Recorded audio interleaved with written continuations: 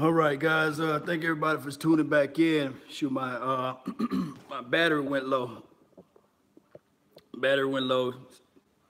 Got the charger groove going back. But we're gonna get this thing going one way or another.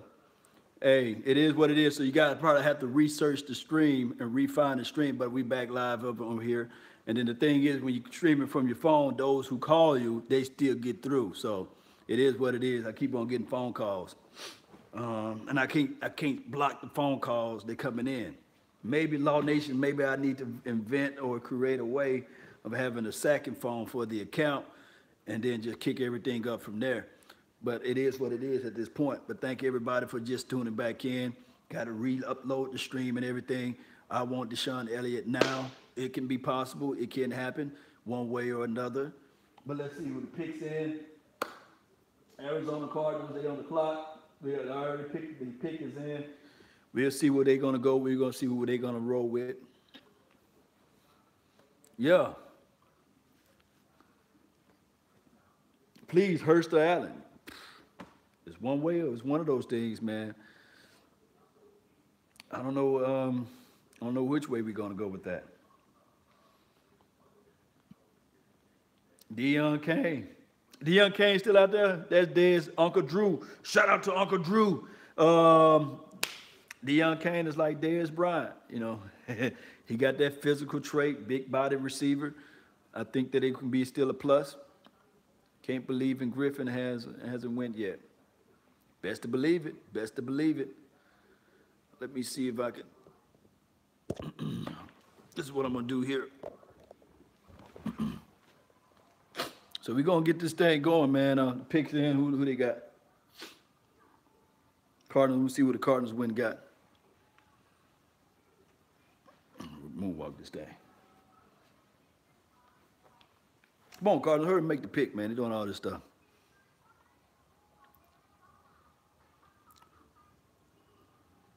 Come on, man. Y'all need to hurry and make. Well, we just come back. See, all that other stuff, all that pandering going back and forth, that's crazy to me. They just need to go and make the pick.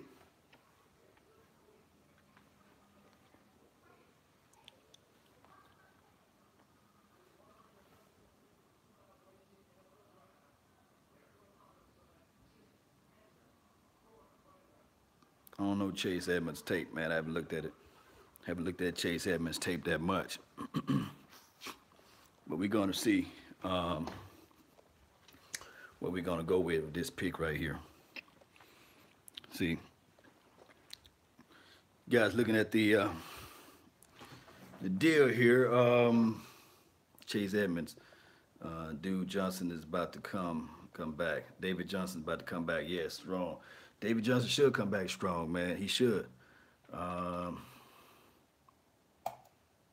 me see what we got here. Shout out to everybody that's still in the chat box, man. As you guys can see.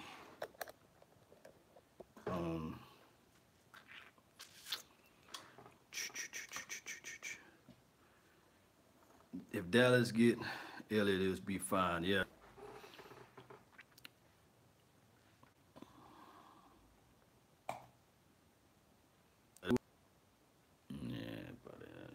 But it's all good.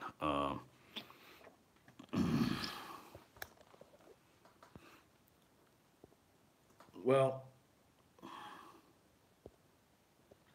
it is what it is. Going to the draft. Go to the draft. We about to go to the draft. I got to set up one other thing before I can go because Deshaun Elliott during the draft combine. All right, so we're gonna go here. Grab this right here. We're gonna be right back around to the draft. You guys get a chance to see just the bow. I'm gonna walk this thing around, but you guys let's draft the Joker. Let's draft him. What pick we got? Ain't that far from the stadium. I ain't finna be dealing with all that damn traffic trying to get down there to the stadium. Not that far from the stadium, though. We get the 137 picks, so we close. We're getting close to it. Had to get my charger. Had to re-upload the draft. One pick away. Picks are in. Make sure to get this dang on it.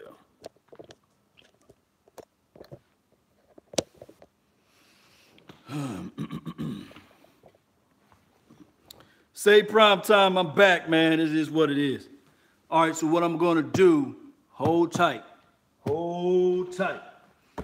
That doggone call-in's coming in and it's crazy. It's kicking me off.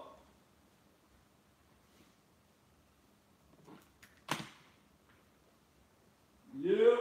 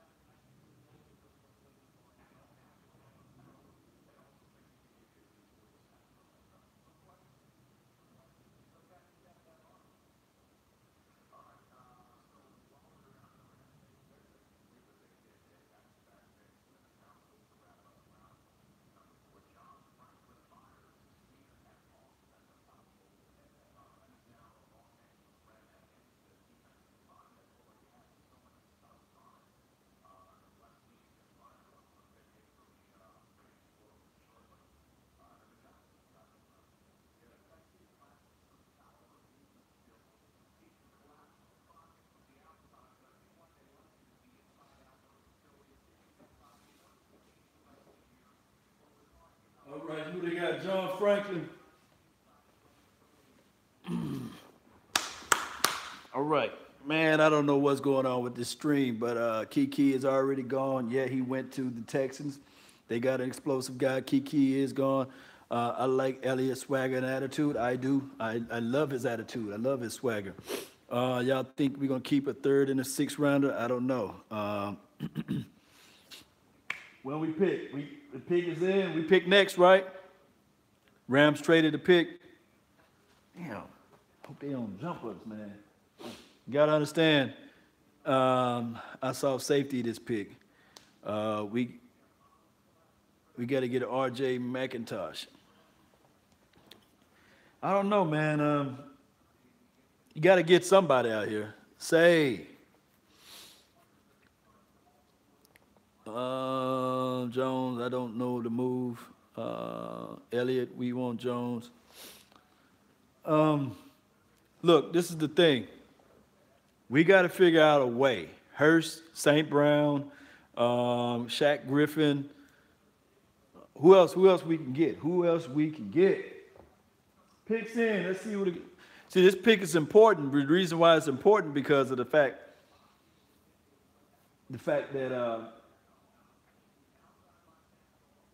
we played them this year. So this is why this pick is important. Cowboys are going to surprise everybody in the draft and get a tight end. This pick is very important, guys. Marcus Allen. They ain't going wide receiver. So they picking right ahead of us. We pick next, right?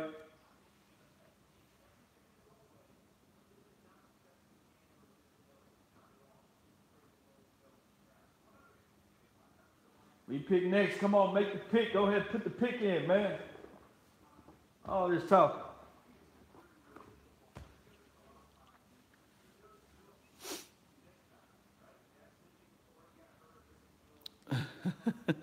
Golden Garrett, man. I don't know what you put out there, but man, I don't know. Leighton Vander Esch. We play the Titans this year. We're going to see how the Evans kids show up. Isaiah Wynn was a solid pick. DJ Moore. I heard scouts say that Gallup is a poor man's DJ Moore.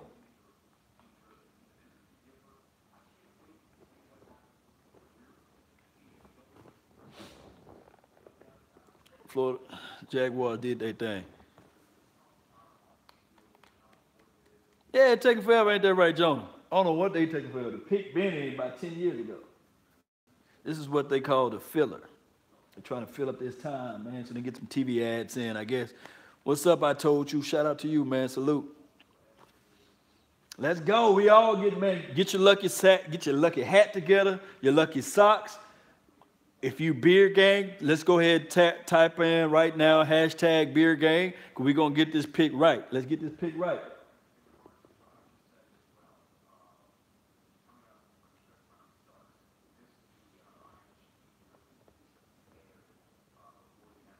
Did they already make the pick? They just didn't make the announcement? What is NFL Network is doing?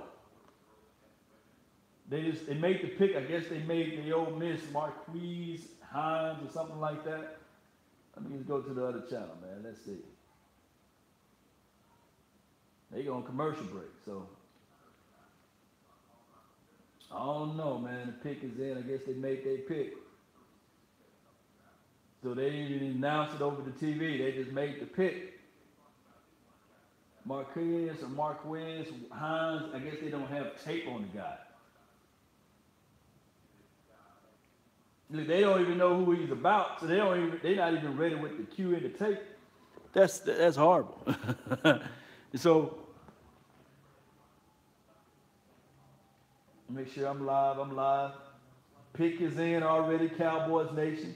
130 to 137 pick. Look, 4th round, beard gang. Shout out to Ty Jefferson, man. Shout out to everybody that's with the beard. Pick is in. Golden Garrett. Shout out to you too as well.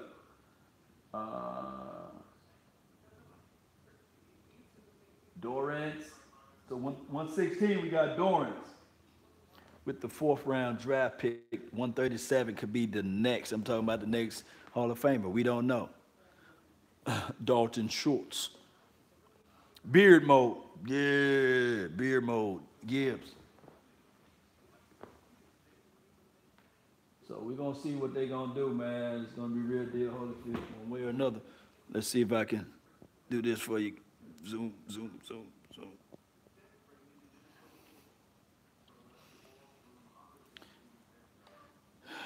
I don't know how many games Rico going to play, man.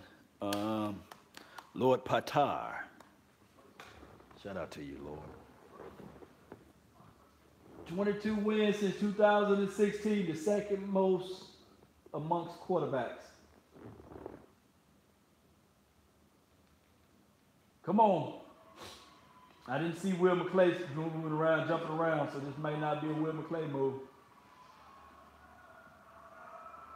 Look at the beautiful cheerleaders. Put the glasses on.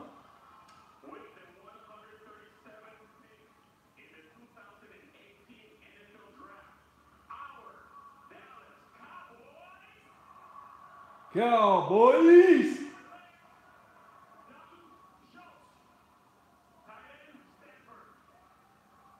Schultz on.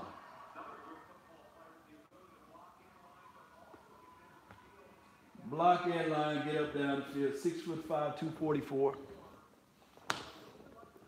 Man, your TV must be ahead of mine, Jason. Yeah, man. So this is gonna be right here. This is my thought.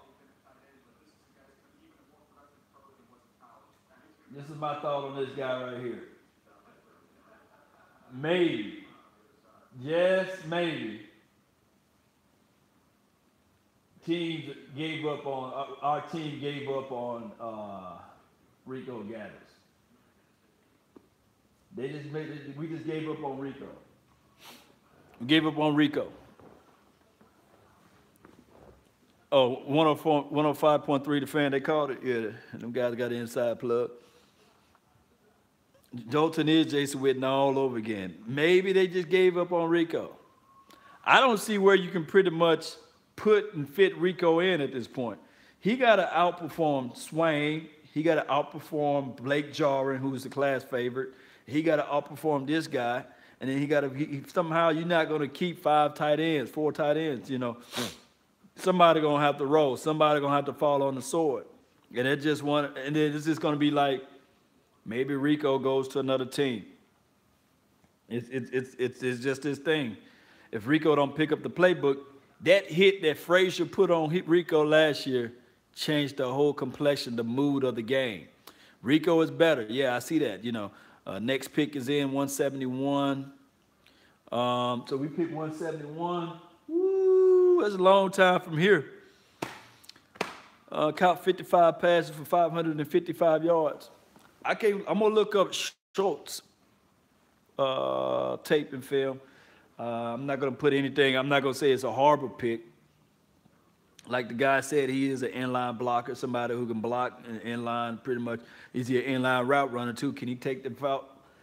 Can he take the route vertically up the field?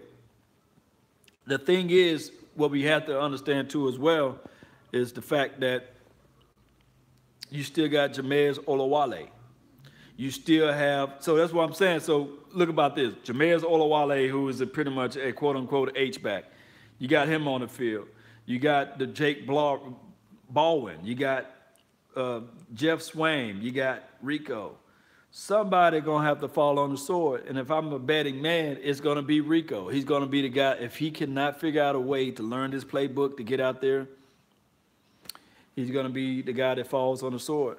That's just how it goes. 6'8", wasted talent, you know, if he cannot figure out a way to get out there on the field. I know that Kevon Frazier laid him out, but somehow, some way, that he should have figured out a way to say, I'm going to get back out there on the field. I'm going to have to show you guys and prove it to the NFL that I can play on this next level. The Cowboys don't value defensive tackle. We know that. We see that. Bro, he's been in the league 3 years now. Who's been in the league? Rico? Rico Gather's been in the league for 3 years now.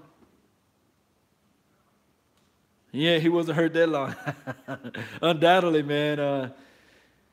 Jeez. Man, 3 years can roll by real fast. Going into 3 years, because it's really his second year. Going into 3 years, but you can say that, you know. But it is true. He's been out of football for. He didn't play college. He didn't play high school. I think the last time he played football was in middle school. Rico has no grit. I promise you, man, I want Rico to prove me wrong.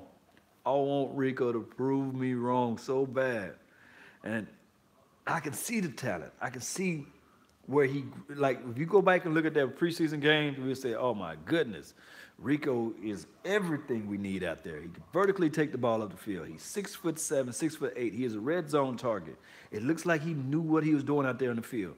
And therefore, the reports were showing that he didn't know what he was doing out there. He was just balling off from preseason guys. And then when he got hit with Frazier, everybody was like, oh, okay, maybe it's something that he's going to come back the next few weeks. Never came back up. Go to his Instagram. Yeah, Rico Say Prime. I know he's dropping bars. He's rapping now, you know. Maybe him and Cole Beasley can drop out a mixtape or something. But Rico is the ish, bro. Yeah, I'm not saying that Rico can't ball. I want Rico to ball. I want Rico to show and prove everybody to the world that he can play. But my thing is, will the system allow him to play? Will the system allow him, give him a chance? We do know that the talks of the Jason Witten going to be gone. Hopefully that's a window of opportunity. 6th round draft pick, Saquon Griffin. I hope that's the truth. I hope we can get Saquon, Shaq Griffin. We just gonna call him Shaq.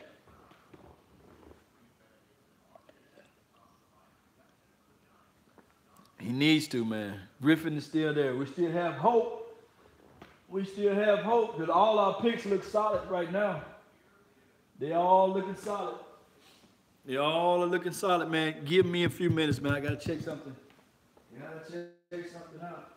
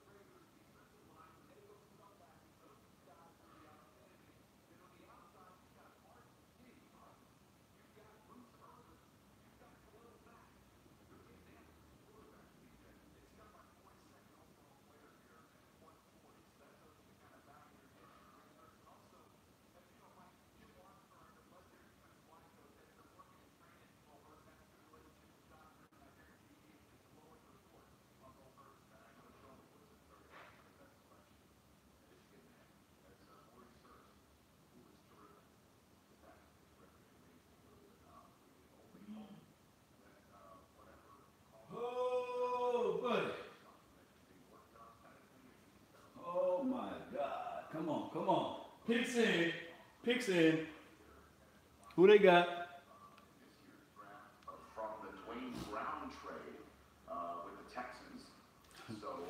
They got a Rashad, a Rasheem. They got to go with a guy with Rashawn. Now they need a Rashawn.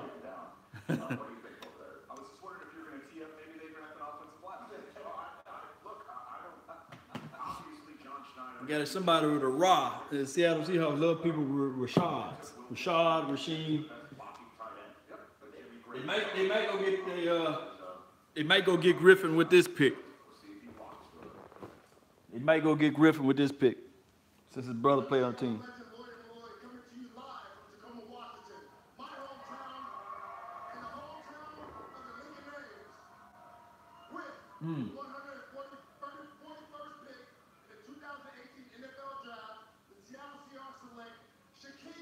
Ah! No!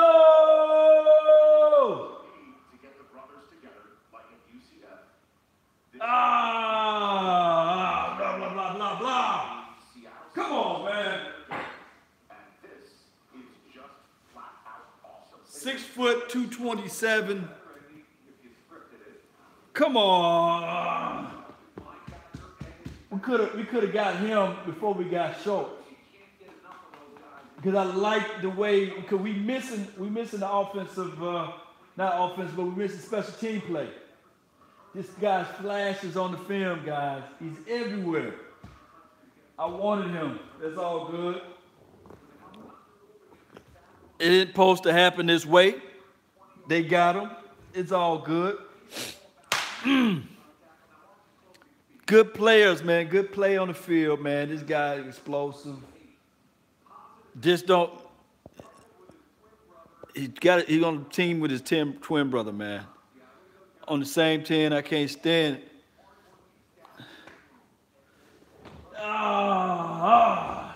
They got Shaq. They got 2 Shaq Griffins.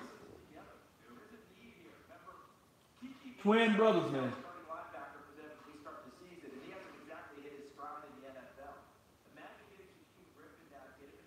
Man, it's gonna be nasty. See, I was hoping the Cowboys would figure out a way to get him. Fourth round was just like the sweet area to go make that type of risk on that move. But Jason Witten had to announce his retirement, and we had to figure out a way to figure out how we can replace his production on the field. It's a family affair, man. It wasn't meant to be. Now we can only hope that it don't work out, basically. Not trying to say you want to rain on somebody's parade, but, you know, now we just go on and say, okay, well, we don't have him. But this guy's a baller, man. This guy's truth, man. And I can't say you want to hope that the guy don't work out. Don't take my words, don't twist it. But now what I'm saying is we don't get a guy, it's like he don't wear that silver and blue. Now he's my enemy. You know, I can't root. Look, I told you guys before, I don't play fantasy football because I love my team. I just can't put my mind on rooting for another team. So anybody who plays outside of the Cowboys is the enemy now. So now I don't even really probably shoot for other players to do well on other teams. That's just me. That's just my thought. That's just my reaction. Just me telling you guys the truth. I could be PC and be like, I hope the guy wins Super Bowls, but it's just not me. I can't just be fake with you guys. I want to tell you the truth, and I hope that he don't tread out. You know, I just hate to say that. It just, oh well, silver and blue. We move on to the next player. But I wanted him so bad. I wanted to root for him so bad. I wanted him to, because we still missing. Think about this. Just think about this collectively. We are missing special team players. Wilbur was one hell of a good special team player. I mean, he saved us a few games. He saved us a game. He blocked the kick in 2000, and he blocked the punt return kick that Jeff Heath picked up, and we ran it in for a touchdown. I think that was 2015, second game of the year. And then he saved the game in 2016 when it relates to Minnesota Vikings. So Wilbur, we're going to miss Wilbur play, and I think that kid, Shaquan or Shaq Griffin, whatever his name is, he would have been a special piece for our special team, and then you can put him in packages as far as Sam. Good depth piece, man. Seattle Seahawks did a good move picking him up. Good move. All right, the Patriots. Yeah, but that's a good pick, man. Good pickup for him. Yeah, DJ Reed. Schultz is going to work good for us. Patriots got Bentley. You guys must be ahead of me, man. Make sure my TV is live, you know. But radio must be ahead.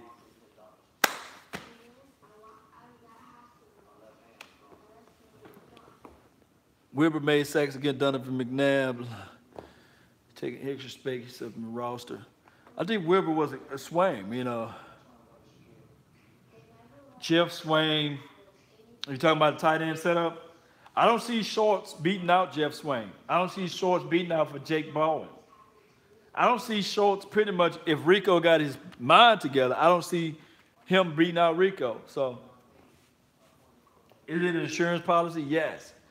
Because you got to pretty much still have tight ends in the National Football League because they do so much in the operation as it relates to tight end, as it relates to football, running, and stuff like that. So, Shorts, to me, you had to ask yourself, is it worth to have Schultz or Shaq Griffin?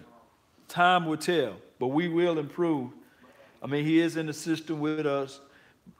And you got to understand, too, as well with Schultz, because you can only put 11 men out there. You can only put 11 men out there. So what the hell are you going to do with a Jameis Olawale?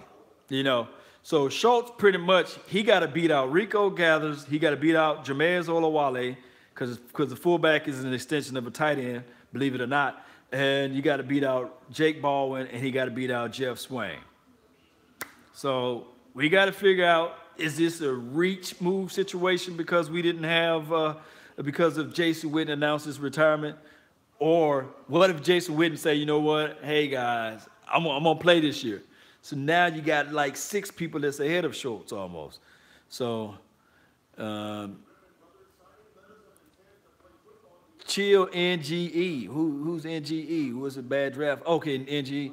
I mean, you know, hey, we don't know if the draft is going to be bad or good yet. You know, it still take 3 years. But from your trajectory,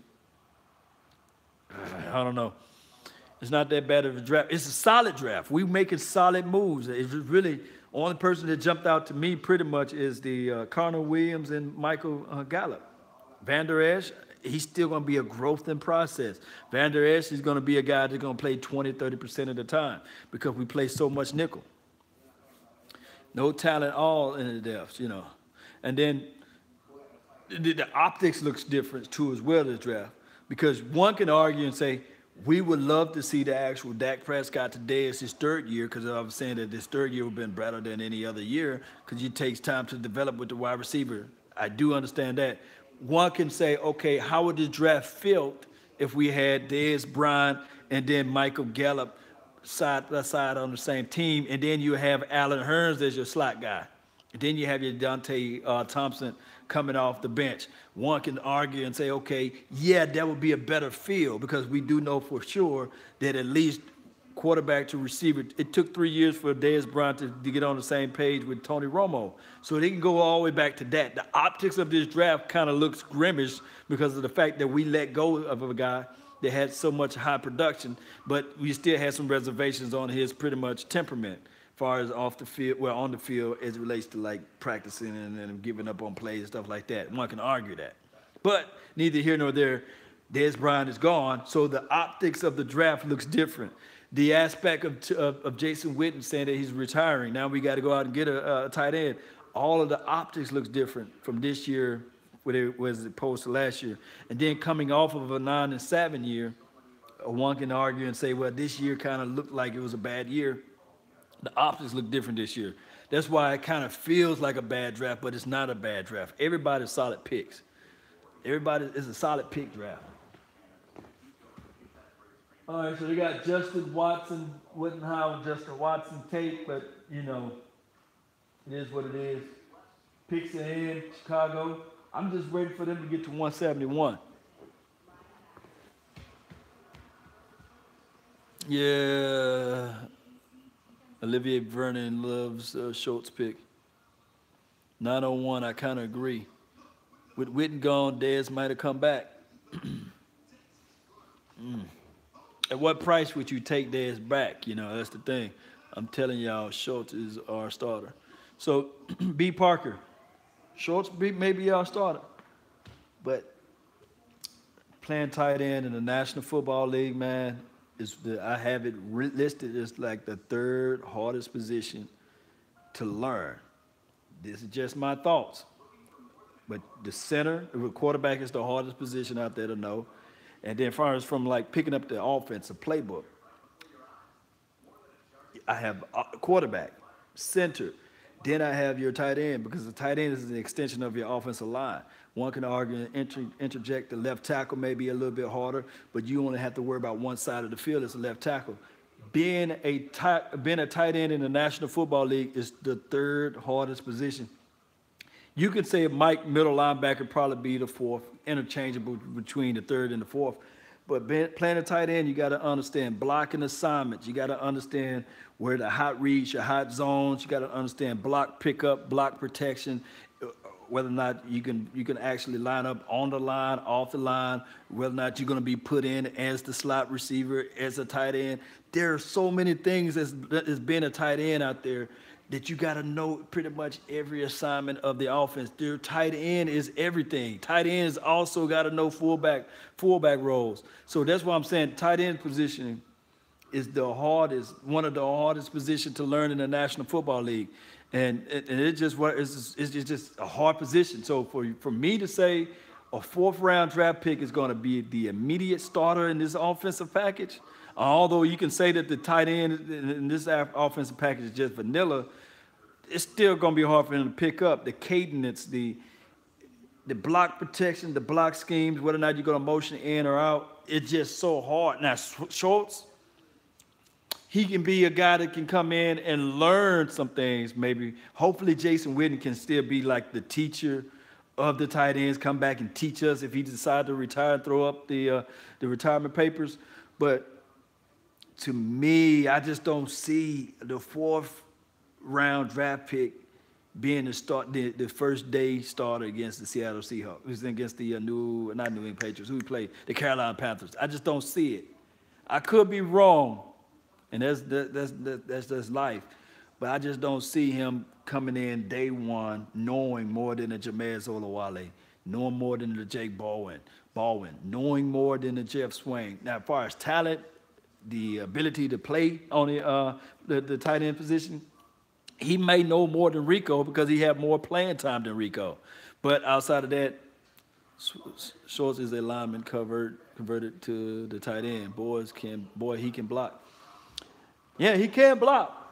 I can get out there and block, but do I know where to block? Do I know when to block? You know, those are different things, you know. It's just one of those things, man. Tired of projected players. These are all projected players that we're getting so far. But, hey, trust Will McClay. We got to trust, and I know you guys want to say this, but trust the process. Trust the process. Schultz was a reach. Put it like this: was Schultz better than Troy for Male, for Miguel, Fungus? Please trust the process. 43 flex. And Will McClay, we trust. Yeah. Nobody want Marcus Allen or Deshaun Elliott? Come on. We got to figure out a way with the 171st pick. We got to figure out a way to get one of those guys. And they're going to have Fumagale. Thank you, Lord. Thank you, Lord. Thank you, Lord. Lord Pata. Man, appreciate it. Fumagale. Can we put all our chips on him? Is he better than a Schwartz? Let me know. Elliott would have been a pick instead of Schultz. Let's get into it, man. They're all in our stadium shining.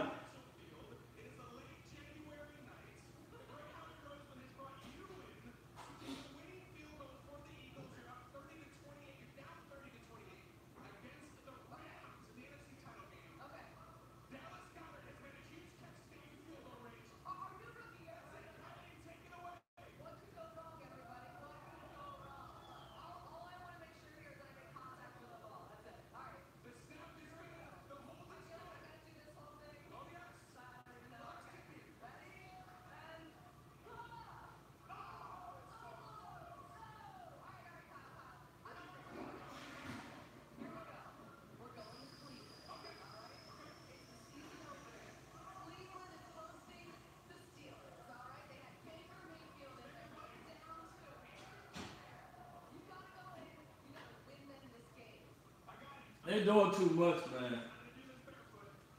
They doing too much, man. Just make the pick. Just make the pick and keep it moving. As long as we know, man, I love reading you guys coming.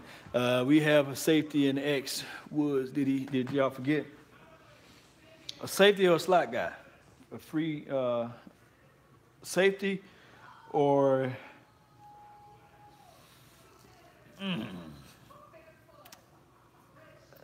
I like Woods though. I'm gonna wait, man. I'm not gonna say what Woods is until I see a little bit more film out there on him, man. But to me personally, he's a good pickup for us last year, so we'll see. Is Connor Williams gonna play Taco? I don't know what that question is all about. Ross is strong in areas management and rounding this thing out. Yeah, they're rounding this thing out. Picks in, right? Robert Quinn, Sammy Watkins, those are kid guys that they lost from the LA Chargers. The LA Chargers. LA Rams, yeah. We'll see. Tyrell Crosby is still there. Yeah. Is Connor gonna play tackle? I don't know. He's gonna play guard. Connor gonna play inside. He's not gonna play tackle. Wherever you put him at in tackle. I don't want to see Connor Williams playing tackle. I don't want to see that. I want to see Connor Williams playing inside guard, and they better put him right there and keep him there. They better not do all this moving and experimenting. We don't want no more experiments. We don't need that. No more experiments.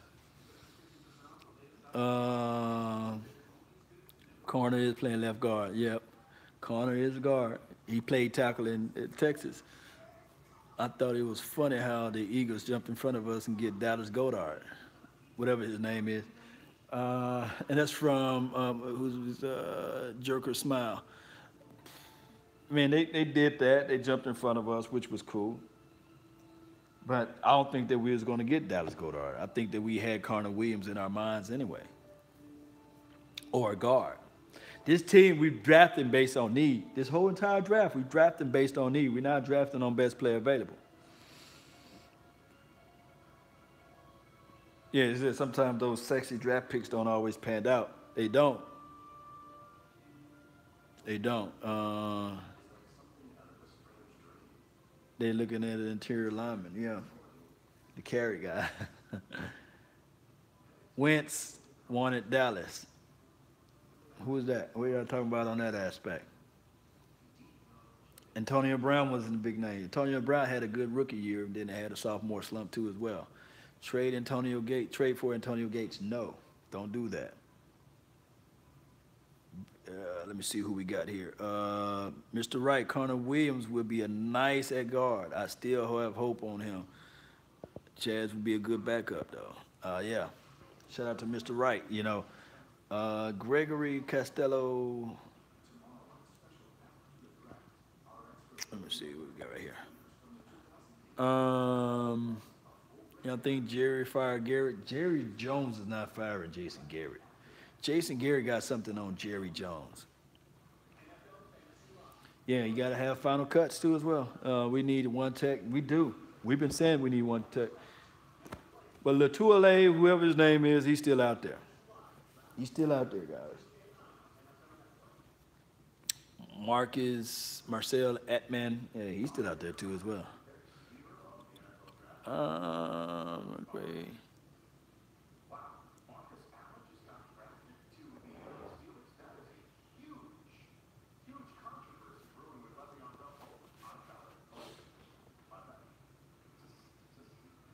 Marcus Atman, he just got drafted, so.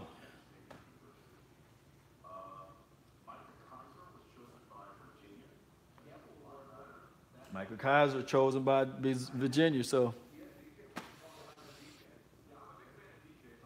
Oh, buddy. It's time for me to feed my soul. Gotta eat something.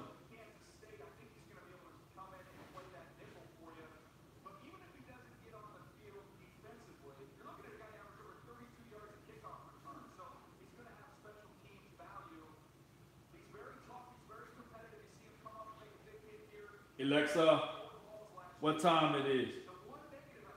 It's 1:20 p.m.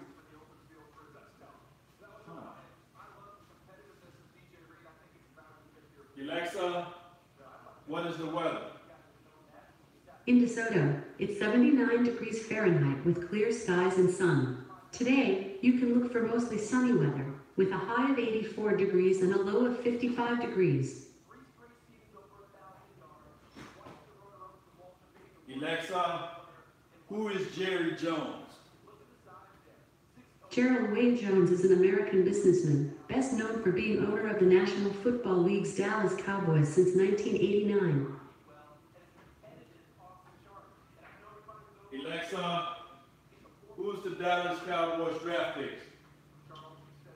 In the 2018 NFL Draft, the Cowboys have 10 picks. They have the 19th pick in the first round, 18th pick in the second round, 17th pick in the third round, 16th pick in the fourth round, 37th pick in the fourth round, 34th pick in the fifth round, 18th pick in the sixth round, 19th pick in the sixth round, 34th pick in the sixth round, and 18th pick in the seventh round. Yeah, buddy. All right, so we'll see, man. I don't want to ask her what the record's going to be. You better leave my girl alone. Alexa, the truth.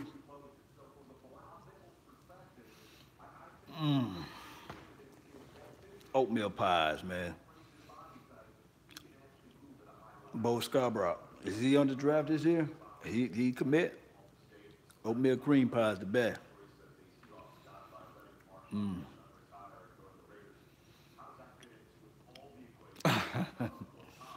Alexa, she don't even want to answer me no more now. Y'all talking about Alexa. Oh, you want to give Woods and Frazier a chance, but you don't want to have no backup to them. I think that they should draft somebody to have a backup. Frazier go down, then what you do? Woods out there, Woods go down, then what you do? Heath go down, then what you do? We have no backup at all at our safety. And that's the thing. We got to figure out in this safety line who we're going to draft for backup. Donut stick, I don't like them things. Donut sticks always taste nasty. Darryl Williams. Competition, still sharp and still. Cornerback lines, right now, cornerback is deep. Zebra cakes. Zebra cakes go hard too as well. But y'all don't sleep on them Little Debbie donut, not Little Debbie donuts, the Little Debbie honey bun. Man. Donut sticks, man. They are, man. They don't never taste good to me. It don't matter what. I just go get me some donuts, man. Hell, them donut sticks. They don't never taste good for some reason.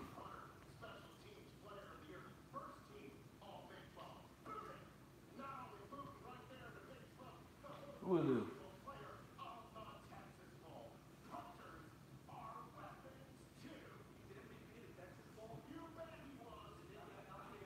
Man, if a punter goes before Deshaun Elliott, man, that's crazy.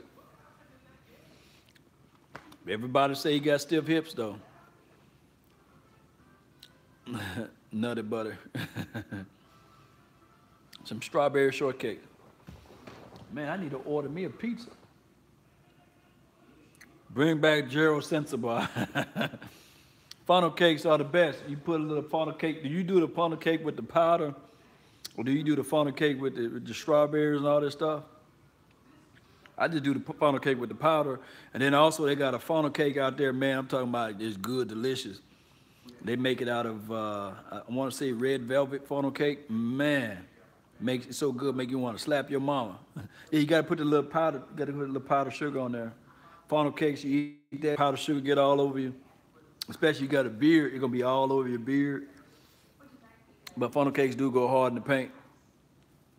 Slap your mama. Your mama, slap.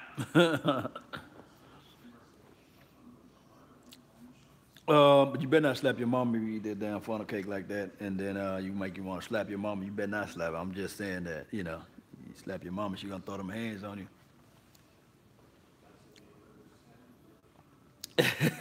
I told you, I liked your name, man. You said, you know the draft bad when you start talking about food. Man, I'm still hungry. I'm hungry. PhD.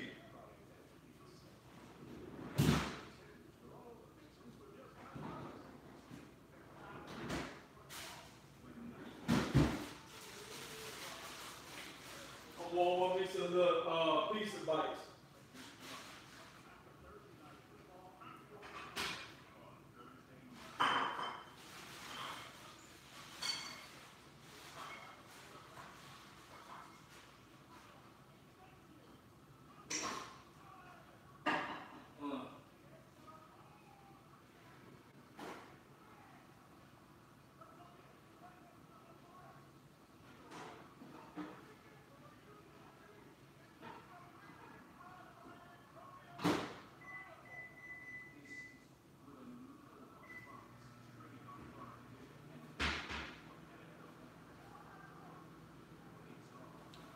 Yep.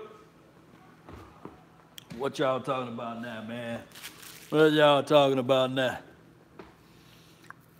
Rib tastes good, make them want to slap your mama. Falling off the bone ribs, yeah.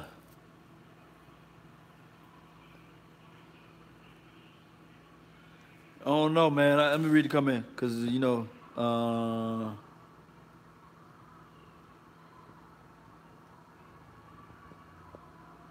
man, my wife,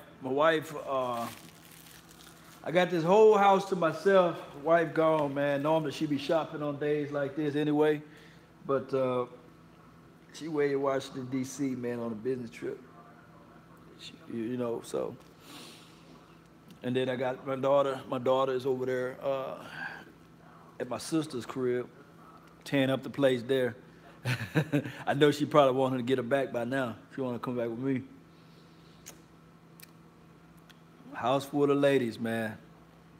Odd man out. So when I get my man cave complete, it's gonna look nice.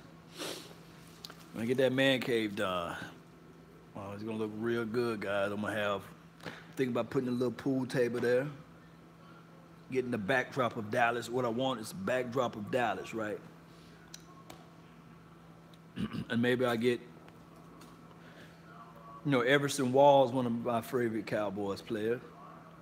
Get an Emmitt Smith jersey, because I don't wear jerseys of other people's names. It's just me. I just have a crazy sense that way. I don't wear jerseys.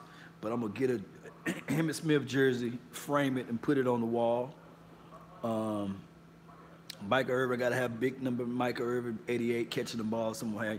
I want to get a picture, a blow of Micah Irvin catching that pass against the Bills when he shielded his body. You guys know what I'm talking about. When he shielded his body, it was an underthrown pass. Detroit went through to him. He caught it. I want that picture.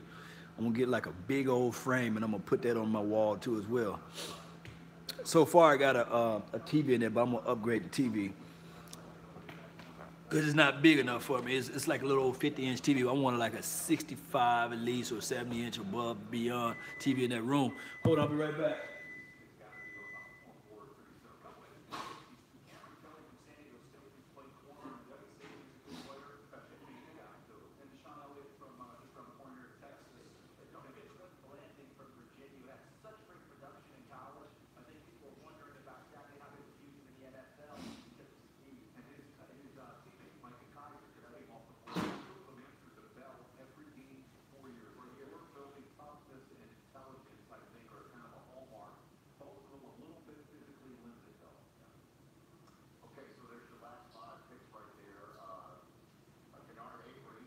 Who's the last 5 picks? It's Marcus Allen gone off the board.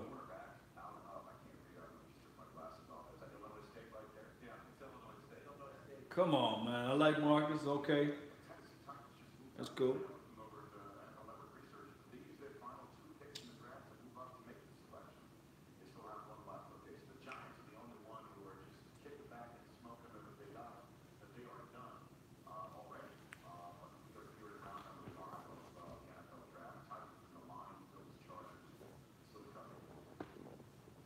We'll see.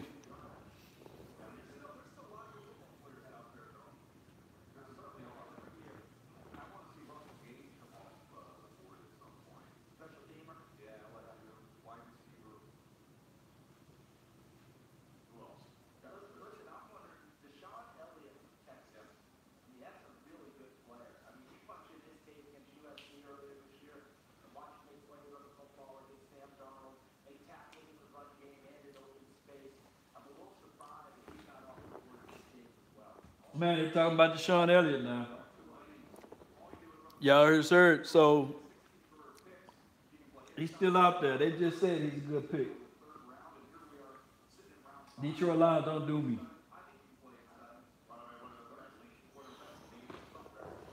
Steelers got Allen, so he gone. Quincy Carter to Antonio Brown.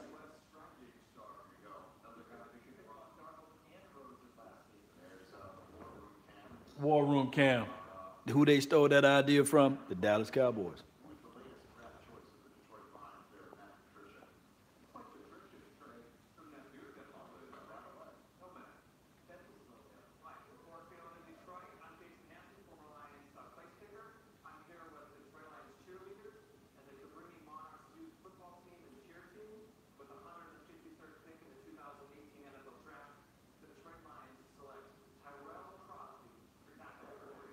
Tyrell Crosby. Values.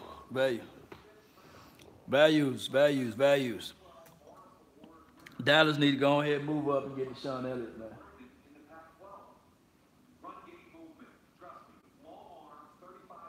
Is it but grab it? He's grabbing.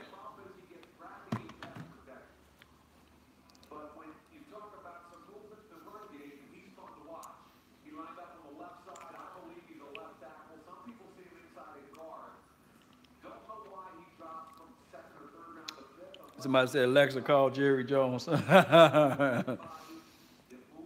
Yeah. They need to call him. Look at that. Michael Ora, honey, comparison, the comps. Solid pick.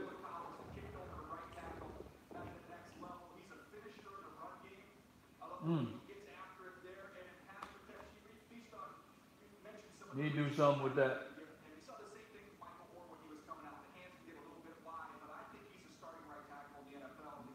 They said he's starting right tackle.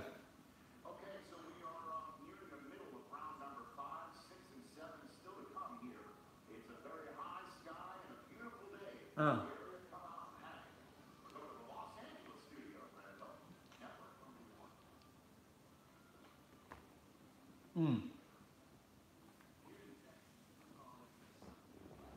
Who y'all think we're going to go with 171? Put those predictions down in the box. 901 Cowboys Mafia. Is it area code 901? What the 901 stand for? Deshaun or wide receiver. Desmond Elliott. Marcus Allen gone. Tim Settle. We don't believe in drafting defensive tackles. We don't believe in drafting those guys.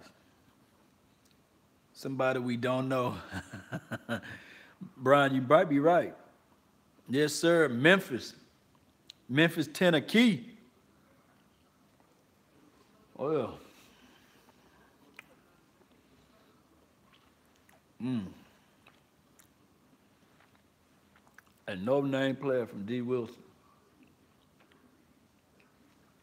I hope, man, we can just figure out a way. Indeed, my G. Yes, indeed. 901 boy. Yes, indeed, man. Which round are we in? I think we're going ahead into the 5th round now. More like 30 a key. Tim Settle, cut Tyrone Crawford. Don't cut him. Don't cut him yet. Make sure you get some. We got to get with the mindset. If we cut a guy, we got to get something from the guy. No, you said hope. That's the only thing we can hope for, right? Money. We do get money, right? You're right. For Earl. That would be nice. Trade Crawford, keep him. I don't think nobody want that Crawford. Nobody want that Crawford contract. That's why he's not that tradable. So yeah, you guys probably right, cut him. But at the same time, he is depths of all things, and he played decent in 2017. He played decent. He just wasn't paid. He never played to what his contract said. Trade Beasley for who? Who are you gonna trade Beasley for? And right now you can't trade T. Will because of the fact that T. Will is injured and nobody want to buy or pick up damaged goods. Like what would you give for Earl Thomas? Right now, Seattle Seahawks look like the fool because if they don't extend Earl Thomas, or he playing like he don't want to show up for training camp and all that stuff, then they could have got something from him. They could have got a 3rd-round draft pick. Who's our 3rd-round draft pick this year? Gallup? They could have had a player like a Gallup, you know. Gallup or Earl Thomas, basically. And then there's other receivers out there we could have got. I think Earl will come next year. Yeah, he will come next year. And he will be a little bit more humble, too, as well on his asking price. Or Earl can sit out there and say, okay, I'm going for the highest bidder during free agency. That can happen, too, as well. A lot of people are using the Dallas Cowboys as ways of getting money in their pocket. So I don't really like the players that talking about come get me or I want to play for the Cowboys because that could be a stretch. They could just be using the Dallas Cowboys as a pawn. Serene Neal, he's gone.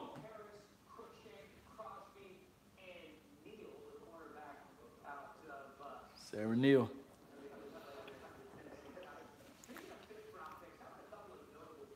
We just got Tavon. Who's that? You traded up?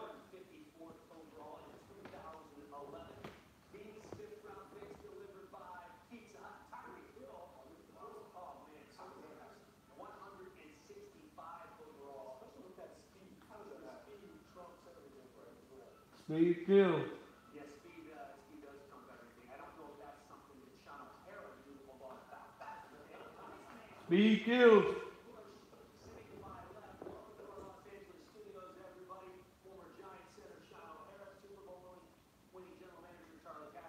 These picks rolling off the board now. In the draft, Reggie Bush with us as well. You mentioned speed, a guy who's one of the fastest players in the National Football League, Tavon Austin, traded from the LA Rams to the Dallas Cowboys just moments ago. Oh! Sixth-round draft pick did not do much. Yeah! Speed, baby! Hey, that's say Cole Beasley. I'm sorry, bruh, but we got Trayvon Austin now. If he can stay healthy, oh my God. Yeah! Yeah! See, we just got to hold on to everlasting hope, huh? Will McClay is willing and dealing. We finally willing and dealing. I thought it was over with. But hey, let me say, he helped Joshua fit the battle of Jericho. He helped Daniel and the lion's den. He helped Gilligan get off the island. Yes. Yes. Will McClay. Yeah. He helped Gilligan. Yes. Yes. Tavon Austin. Yes. Yeah. That's what we need right there. Somebody take the top off the defense. I don't care right now. Woo! Alida la raza, mucho elegante. Yeah! Yeah! I don't care if he's 5'1". He gonna stretch that field. People got to get out of that 8-man box. They got to get out of that 8-man box now. They got to get out of that 8-man box. You try to load up the box, you got him on the outside. I can't wait to break down his film. I can't wait to show you guys that you still got to respect the man's speed. Don't say bye-bye T. Will because he's out of trade at this time. You make it say Cole Beasley. You got to have your play stamp on him. But I like this Trayvon Austin. Reverse sweep, you can already know we're going to do that, right? That means no EQ. Yeah, Mr. Wright, you're right, man. You're right. That means no EQ. But we don't know. We don't know. But good trade. Good trade. Good trade. Look, don't think that you're going to get, and we're not saying that Tavon Austin is a replacement of a Dez Bryant. That's not the case, nor the scenario.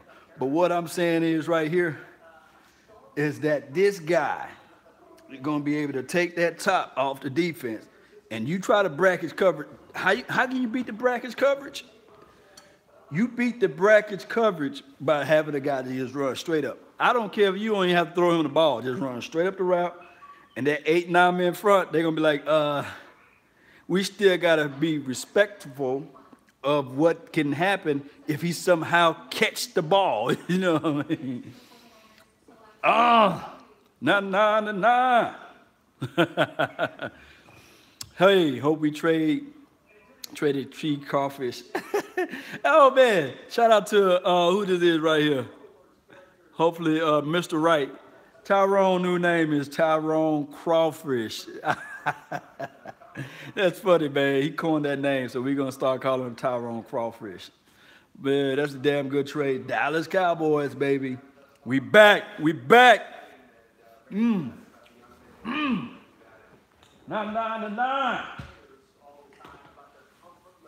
Yeah. If he can stay healthy. I'm saying that we got speed on the outside. Deontay Thompson, speed. Michael Gallup, quick area, short speed. Within the 5 and 6 yard patterns, that guy is quick. Tavon Austin hands his suspect, but hey, speed. You gotta be able to horn in that speed, and you gotta say to yourself, if you single this man, and if you don't cheat that safety over to his side, my goodness, you're gonna see somebody getting just burnt one-on-one on the outside. You gotta still roll the coverage. That safety that's trying to creep down into the box. You could try to do that. And the reason why I'm so happy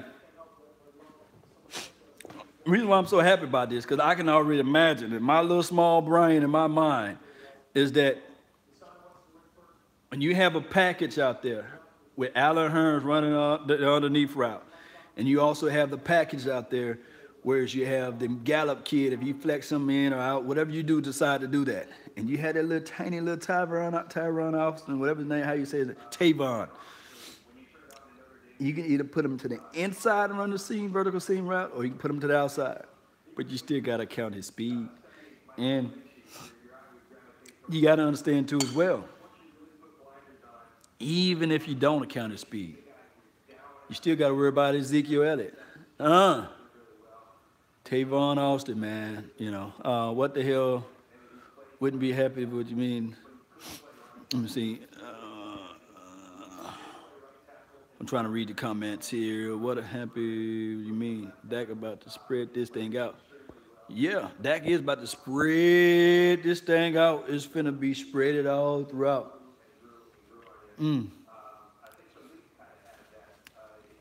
Don't sleep on Ryan Switz. Don't give up on Ryan Switz yet. Is your son Ellis still there? Don't sleep on Switz. Still sharp as steel. But as far as respect and speed on the outside, you got to respect what Tavon Austin can do too as well. He's 5'10", maybe 5'9", 5'8". Trey Beasley to Earl. That could happen. Cole getting cut out. Cole need to do something, man. Them 80 beast things, he gonna have to rap about it. Because if Cole don't show up this year, and one can argue and say it's Dak Prescott's fault because he couldn't get him the ball, but that brackage coverage demolished him.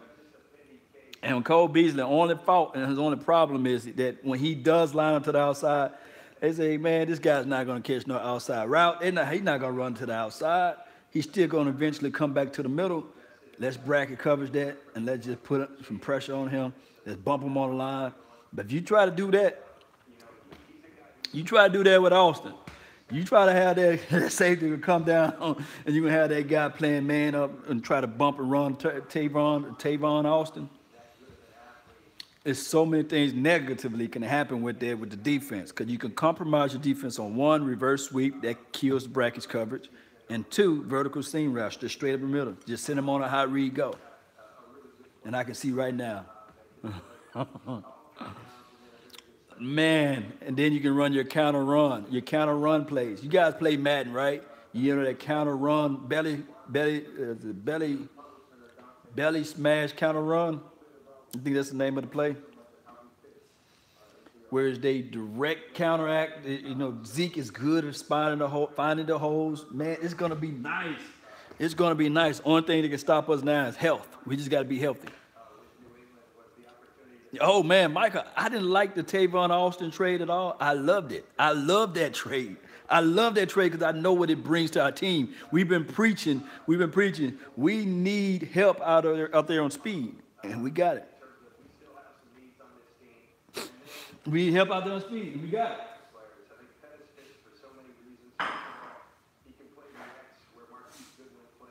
We got speed.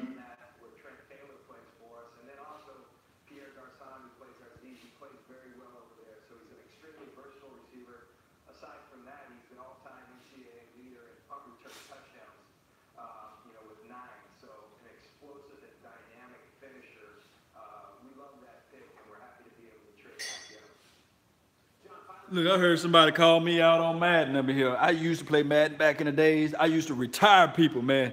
I used to have people to go buy the Madden, right? And they buy it.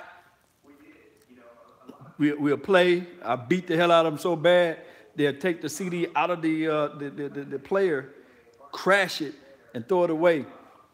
People ready to throw them hands on me because I used to just play so medieval. I stingy with the ball. Defense, I killed you on defense.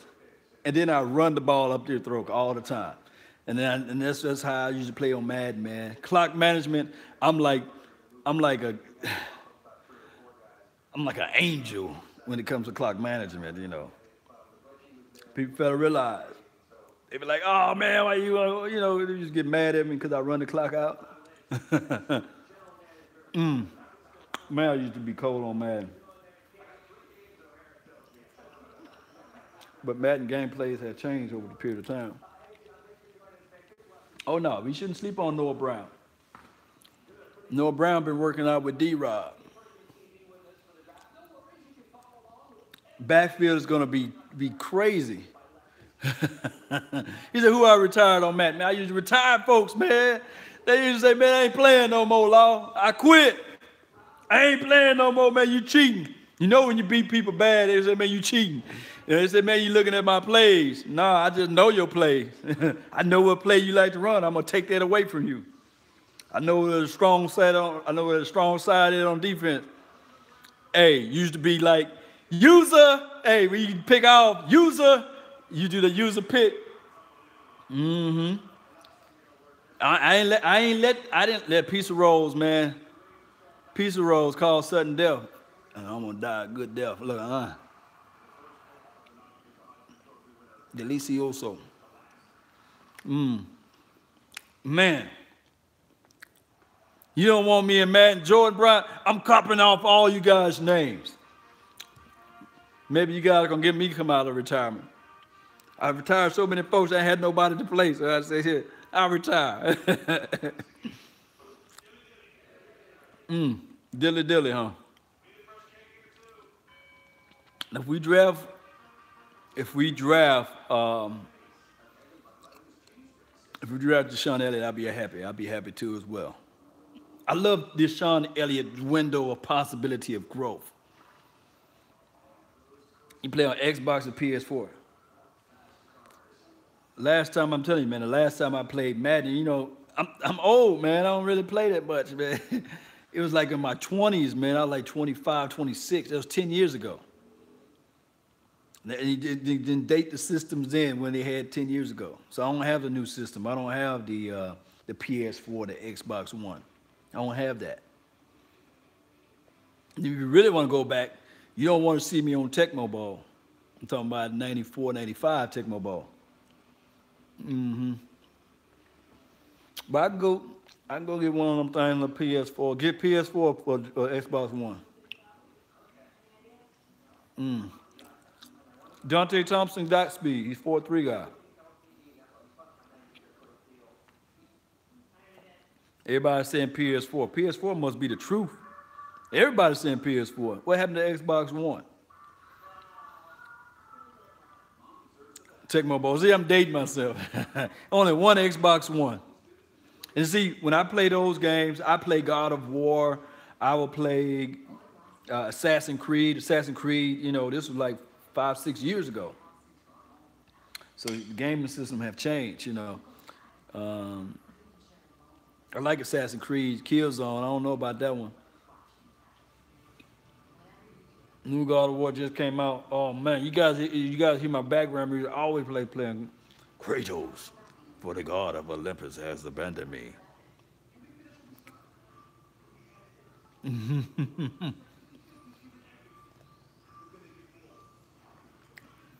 Tavon Austin, man, you guys missed it, man. You guys who just joining in, I already gave my reaction of it. You guys can reenact it at the house, but well, yeah, you already know.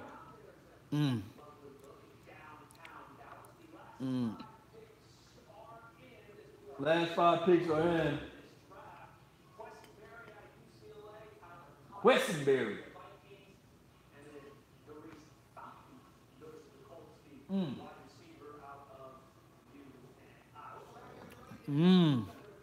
God of War, go the truth.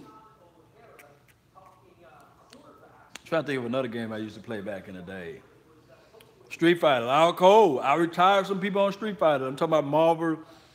What was it? Marvel versus Street Fighter, something like that. Marvel versus Capcom. I used to play with my boy,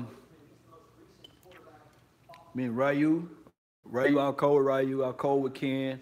I was cold with Akuma. I like Akuma when he finish you. When I used to hit that combo on you and he finished you, he turned that back on you. He turned that back on you like that with the little thing, with the light, with right. Don't have me go out there and get Akuma, man. Boy, I get that dark Akuma, and he'd jump in there and he'd throw those up. Man, I used to be cold with that, man. Tekken is a classic. I didn't like Tekken as much. Tekken was cool. Tekken was cool, but Tekken had nothing on Killer Instinct, Street Fighters, and Mortal Kombat. To me, those are like top fighting games. Man, I'll play Smash Brothers before I play Tekken. I just didn't like the way Tekken used to move around, you know.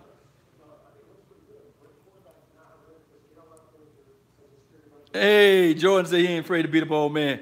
Man, don't have me to play. Don't have me to go out there and go buy a PlayStation 4 from Walmart, buy it, set up Madden, give me about 2 weeks to learn everything how the new mechanics are, and beat you down live on YouTube or something like that.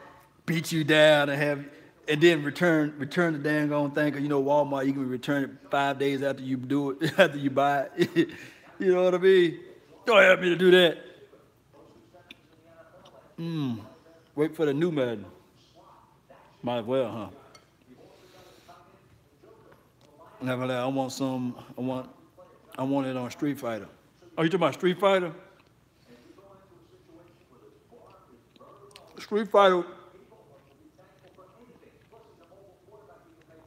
My guy was Street Fighter versus Capcom, Marvel versus Capcom, Capcom versus Marvel, whatever the goddamn game was. I used to play with Iron Man. I used to play with the Sentinel, and I used to play with either Ryu or Ken, or no, Cable. Give me Cable, Iron Man, and give me the Sentinel. I would retire everybody, because that doggone gun fall out of the sky with Iron Man. When you playing that game, that gun fall out of the sky, and you hit that combination with the combos, man, you guys don't know, man. I used to be, Spider-Man was cold, but Wolverine, they didn't take off a lot when you played with them. But that Sentinel, man, that Sentinel, man, with that big old Sentinel, I'm talking about Street Fighter, was it Marvel versus Capcom? When I had Sentinel, Iron Man, and Cable, it was just a guaranteed win in my book. Because Cable combination with that gun, man, Cable used to be lethal. We talking about Street Fighters, boy. We talking about Street Fighters, boy. Chun-Li, the Hulk, look. I'm gonna tell you that was my A-list. My second team, my second crew that I used to beat people down with. And I wish my brother was here because he would validate what I'm telling you guys about. Iron Man, the Juggernaut, and either Ryu or Ken or Akuma. Undefeated, baby. Beat you so bad the trophies come falling out of the sky. Oh,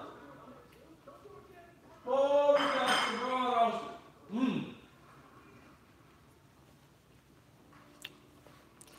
2018 looking good this year, baby.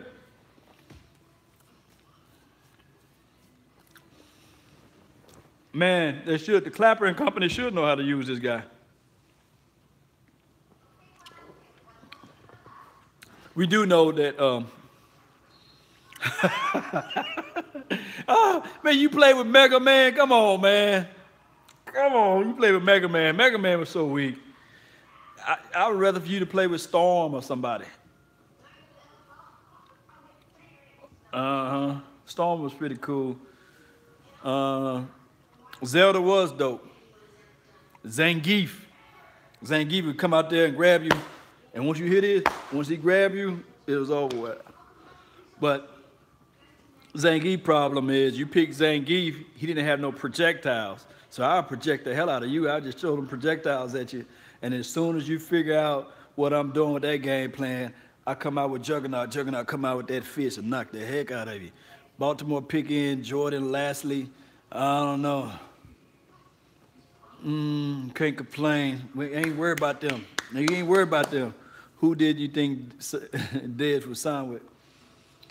If Dez was smart, he would have took the deal with the Baltimore Ravens. Because now, if you look at it, they got that young guy, that young guns. They're gonna be able to just really throw the ball out to him. They're gonna run a real good offensive set. And then you got Ozzie Newsome. I think that's how you say his name. It would have been a better pick. I don't think Joe Flacco is going to play all 16 games. I'm thinking the writing is on the wall for Flacco to be gone. The writing's on the wall, man. The writing is on the wall for Flacco to be gone this year. Tim Settle. Who picked up Tim Settle? What do you know about the Atari, Nintendo, Sega? Man, for Sega, Atari was like way, way back in the days, man. But that Sega, Sonic the Hedgehog was the truth. I played that game, get the golden Sonic, Knuckles, and all those guys. That was the game back in the day. Iron Man was good because he had War Machine with him. But I like Iron Man because he throw that beam out. When he called for that beam, when you get that little thing up, and you call for that beam to come out, it takes up half of the screen. And I used to do my combo, and it just be like, if I get that leg, that little kick in the leg, and I get you in there, I'll put that beam on you. Thing is with Cable finishing move too was with that beam, but his beam go like this. And I used to light people up. No, I ain't play on Game Boy. No, I ain't do that. We needed one tech. Skins are trying to shut down Zeke this year. Let Skins try to do whatever they're gonna do, but we gonna be cold. We solid now. Who did it? Oh, they just showing all the old pictures.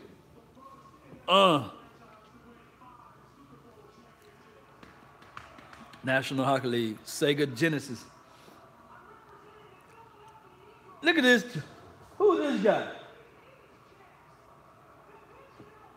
Look at this horrible guy.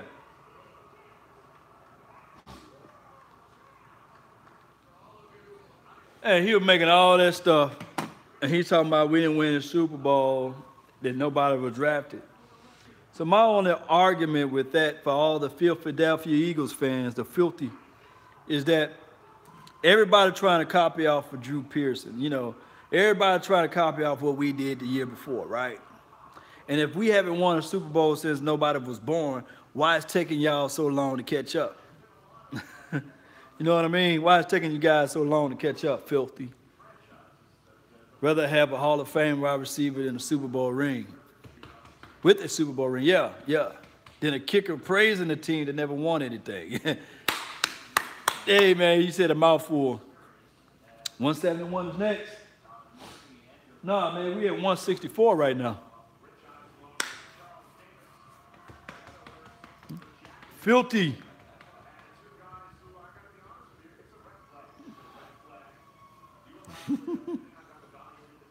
Right. He was traded for the Cowboys, 6th pick. 171 at next. What do you think on next? Is 171 next?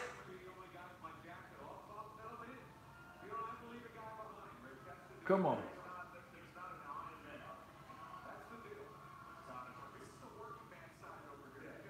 Come on, let's see what we got.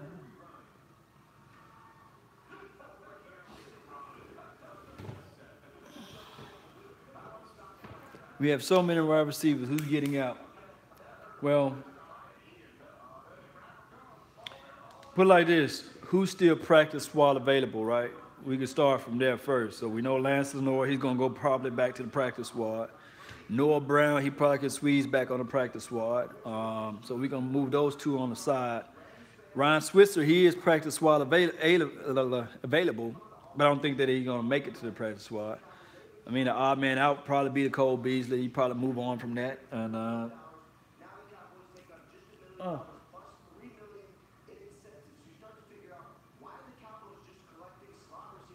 slot receiver.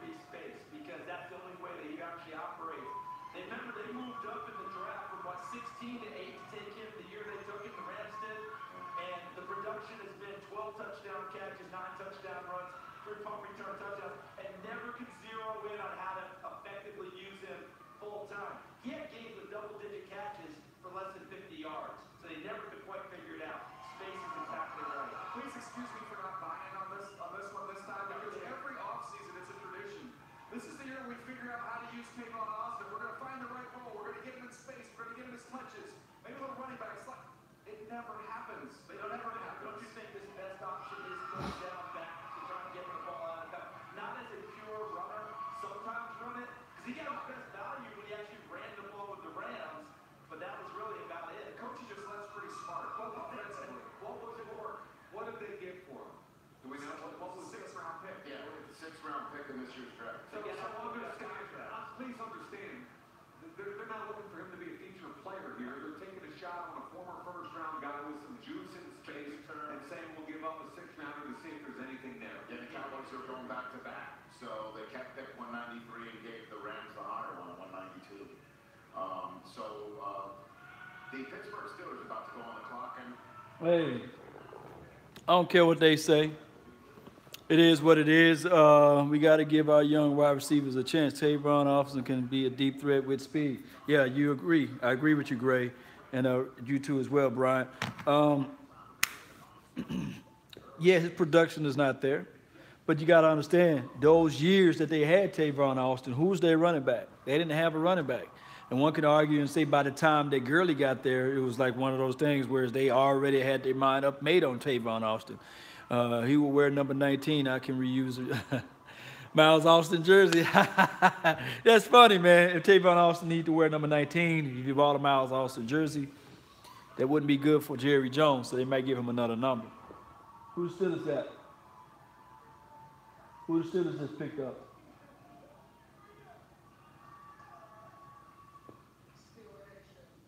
Oh, man, there's only one nation. That's Cowboys Nation, baby. Jaden Samuels. Okay. NC State's guys going everywhere. All right, so does Tavon has the size to be a running back?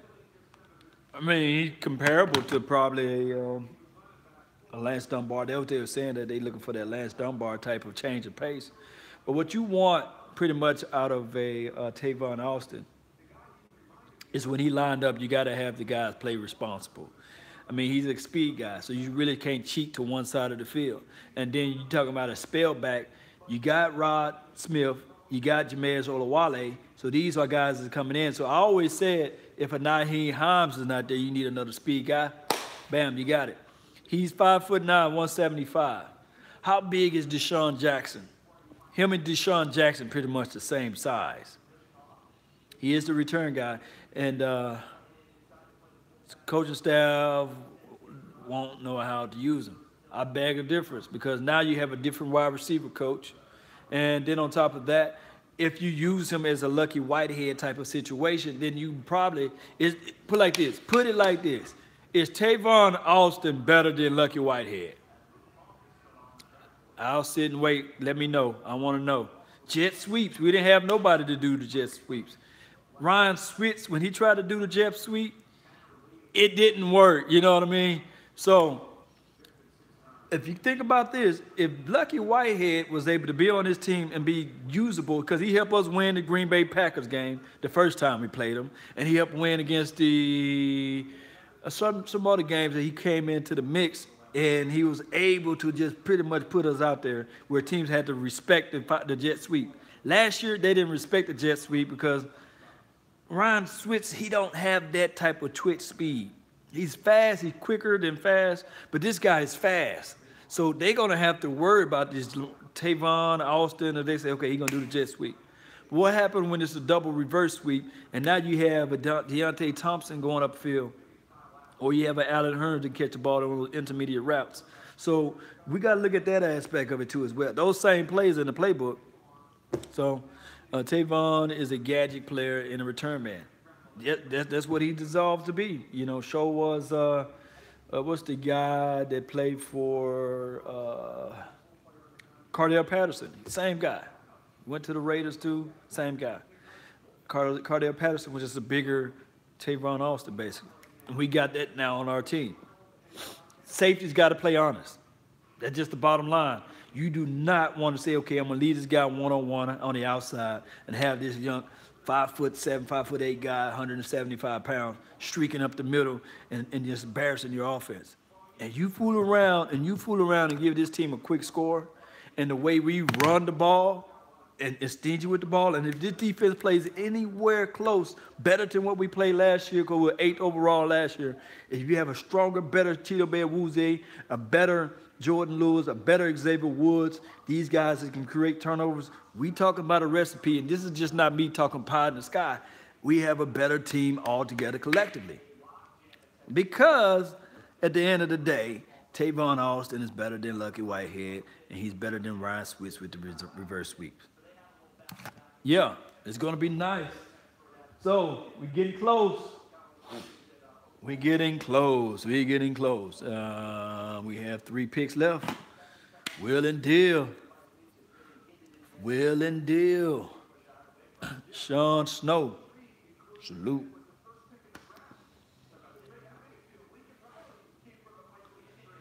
Yeah, David. Yeah, he been on some crazy teams. Tavon, this team right here is the best team that can create space for Tavon Austin, as it relates to offensive line play, as it relates to actually what Ezekiel Elliott can do.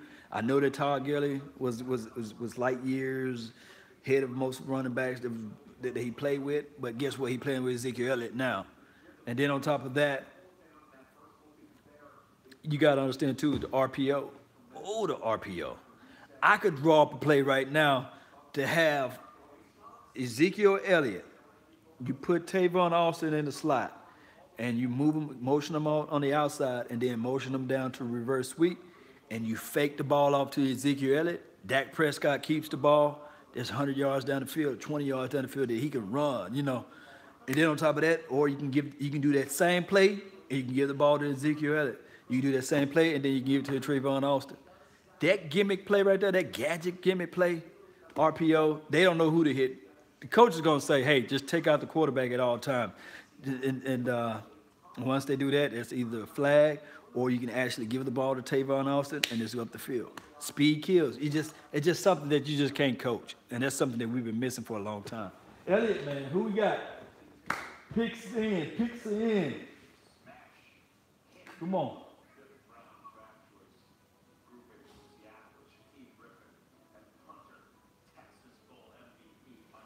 Who they got?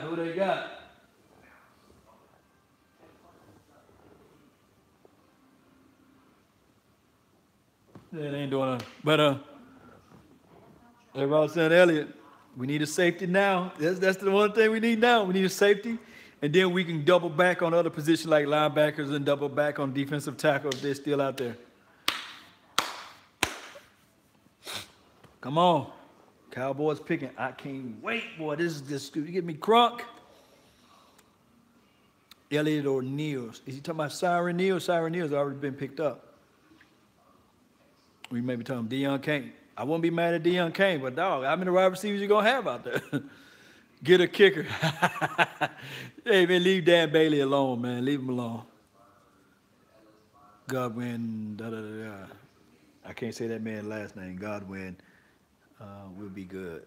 Deshaun Elliott is going to be a steal. Ooh, yeah. Then I just know, man, Texas guy, stiff hips and all, he's going to be good. LB check, offensive line check, wide receiver check, DL check, tight end check. This was a needs draft. This was a need. This was a needs draft. We got everybody we need.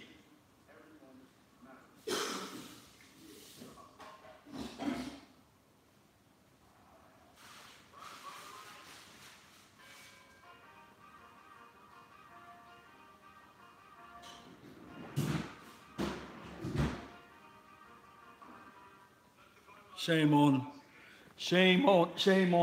AT&T because I could have been in the studio doing this show, but I had to shoot it from my phone. And shout out to Verizon Wireless because the stream has been pretty much good. No buffering on you guys' end. Dilly, right? Seattle pick is in. Woods was a sleeper last year. Come on. Deshaun Elliott. Come on, let's go. Dilly. Shout out to the Fios. I don't have Fios, man. It's not in my area, but if I had Fios, ooh, my production would be just so much better. You guys don't know how much struggle I have to get just to have the film breakdown that I do. I mean, I don't have the internet speed.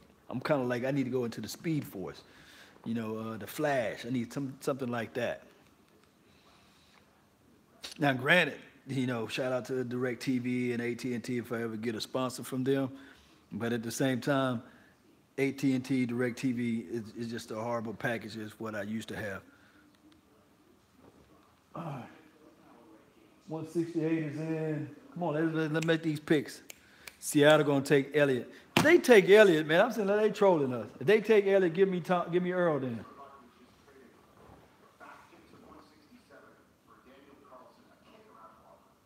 Daniel Carlson. I want Elliott to be on our team now because that chip on his shoulder should be very high. He should play extremely mad.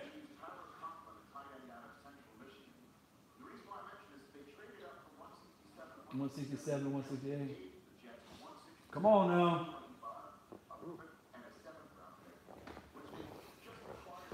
So I saw Tim Settle. He went to the Redskins. Okay.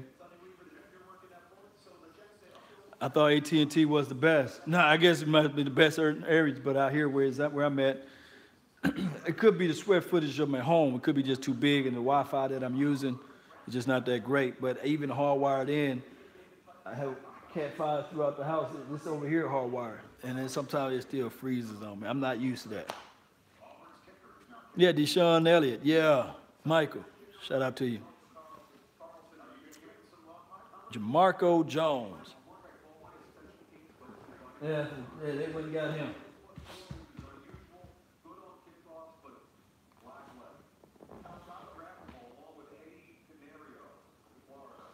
Florida.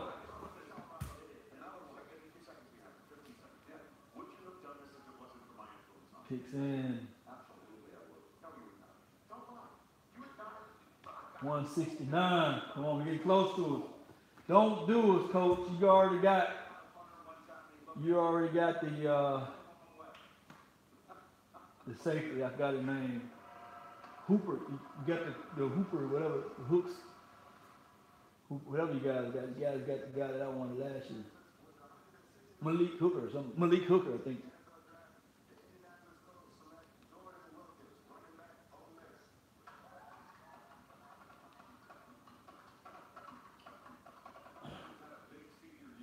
Oh, sus band. Y'all saw how hard that little band was.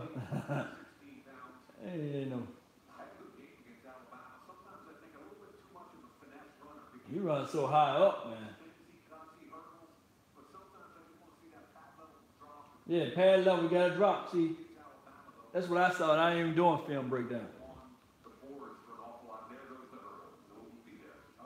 Oh, yeah, he going to get murdered, man, if that little narrow frame trying to hurdle somebody in the National Football League now.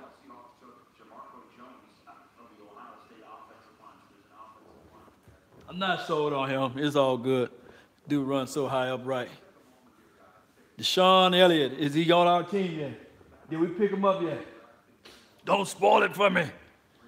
Tennessee Titan was the worst team ever. I couldn't read that fast. Seahawks will trade Earl for a 7. That would be nice. Woods at free. Elliott at strong safety. What you gonna do with Frazier? I think Frazier deserved the chance to compete for that.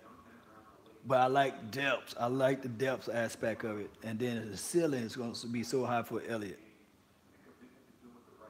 Bengals picks his ends. Okay.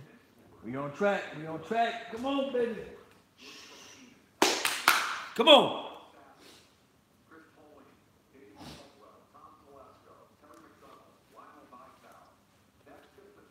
We next, baby.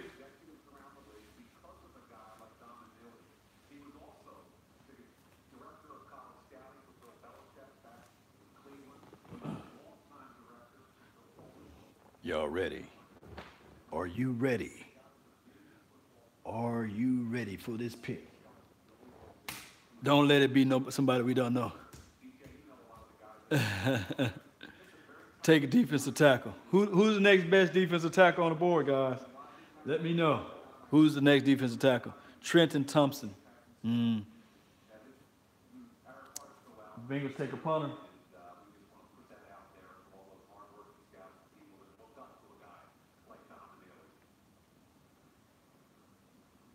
Don Manilli.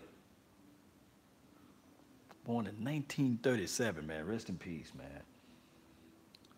Yeah. Yeah. Come on, man. All these commercials. It better go live on TV. They better go live on TV when we got our picks in. They got a fullback, Darius Phillips. I like Darius Phillips. Don't get me wrong. I like Darius Phillips. Did we get him?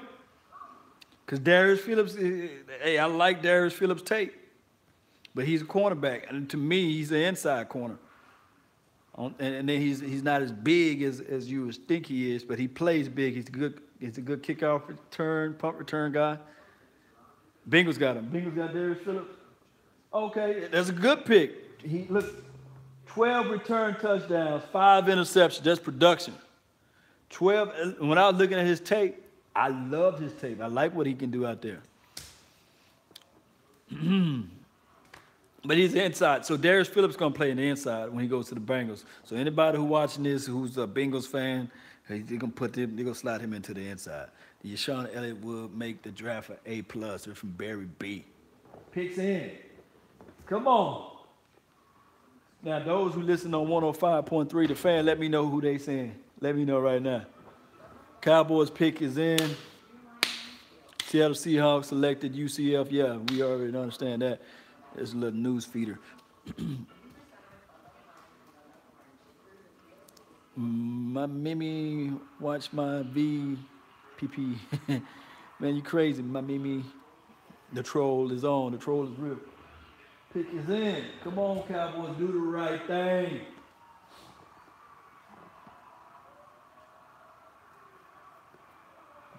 This 5th round draft pick can be the next Hall of Famer, man. This guy can have so much of a heavy chip on his shoulder that he can really be the next offensive or defensive Hall of Fame guy. Who's the pick? Please, Deshaun Elliott. Chill, my man. Chill, my man.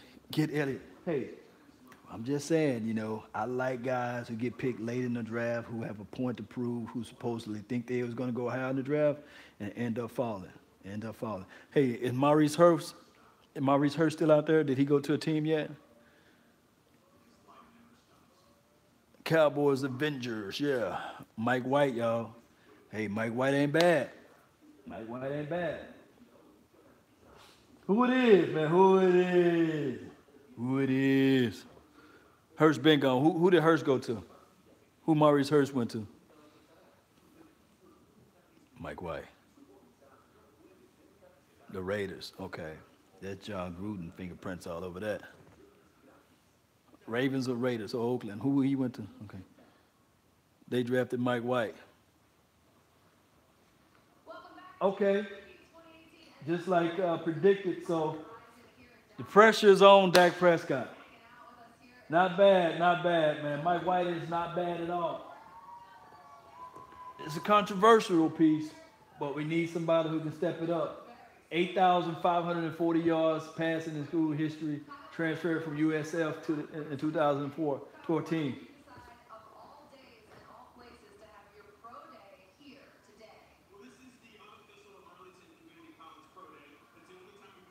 So they didn't even do the announcement. They need to cure up his tape. So we got Mike White, we got Cooper Rush, and we got Dak Prescott. Yeah, so at this point, like I said before, somewhere in the draft we needed a backup quarterback because I don't see nobody that's out there as far as a veteran that's going to come to your team for dirt cheap. So this is an extreme young team. I like Mike White's film. I like what we talked about Mike White before. We had Cooper Rush, Deshaun, yeah, Lord, yeah, Patar. It's not a pick that I'll say, okay, cool, you know. But we'll see what he can do, man. To me, at this point, you still should go with defense, but maybe it's a prove me type of deal, you know. So,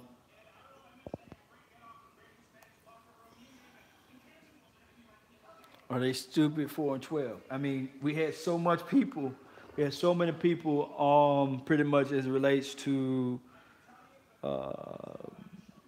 social media, the major networks, and everybody that's within the camp saying that Dak Prescott can't throw. So I mean, at this point, you pretty much listen into that stuff, and then the coaches see stuff out there. Maybe they're not 100% sold on Dak Prescott.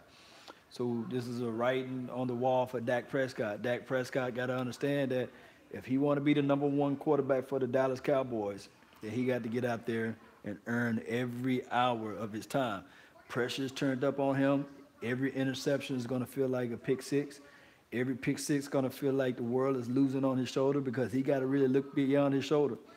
So with that being said, iron sharpen iron, steel sharpen steel. I do know for a fact that defense wins championships. We needed some defensive piece. Is it time now to think about projecting or shooting your projections down the line? Maybe so. So with that pick, it says this to me. It says this to me. And this is me telling you guys what I feel with this Mike White situation. Is that the organization is not 100% sold on Dak Prescott, which is understandable. He did had a horrible second-year slump. And the organization is pretty much telling us that, okay, in the event if Dak Prescott go down and you have to put Cooper Rush out there, we're really not sold on Cooper Rush because we need somebody else that we can groom and develop. So with that being said, they thinking not as of to win today, they think about winning tomorrow. So could you really pretty much, because Tony Romo was an undrafted free agency. I mean, Cooper Rush was an undrafted free agency. So are you trusting your scouting department to help your team down the line as it relates to now? I don't know. I think that they'd see more tape on Dak Prescott than me. So what I'm saying is that this Mike White situation is a good pick. It's just one of those good picks, man, that you're trying to say, okay, I'm comfortable enough with my backups as far as safety. I'm comfortable enough with my backup as linebackers. I'm comfortable enough with my backup as offensive guard, linemen. I'm comfortable enough with my backup as running backs. So that was the next team because that's the next field of need. That's all I can think of,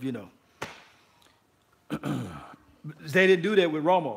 Romo pretty much, the last person they drafted as a backup quarterback to Romo was the guy that they ran off of. He came from, was it McGee, Stephen McGee? And Romo was a veteran at that time, And they went with the aspect of getting a veteran quarterback in, getting a veteran. So this is a different type of philosophy. We need depth at safety.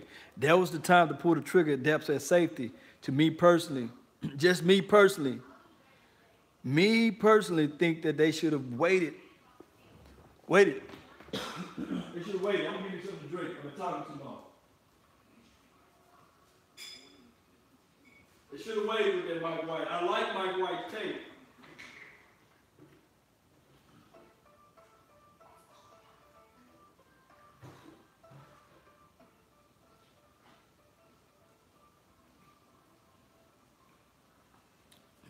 I like Mike White's tape. I like it. But we should have got a safety at that point. We should have. But who knows, man? They might be, the Cowboys' philosophy may be after the draft, they may get a Trey Boston. They might get the Eric Reed guy. He's still out there. That was controversial. But if you get either of those two guys, they would help elevate this team as far as depth. And we never know Kenny Vaccaro. Did Kenny Vaccaro sign with somebody? So they might be looking at, see, we don't know the full plan of the things.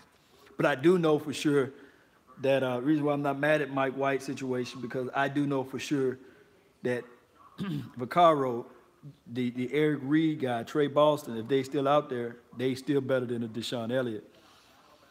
And on top of that too as well, is that any veteran quarterback that's out there, they gonna want high money. So you really think about a money situation. But we got speed, Tavon Austin. Yeah, we do got that, DJ. Yeah. C+ rap. Kenny or Eric, shout out to the Kool-Aid, man. You see the red Kool-Aid? Go hard now.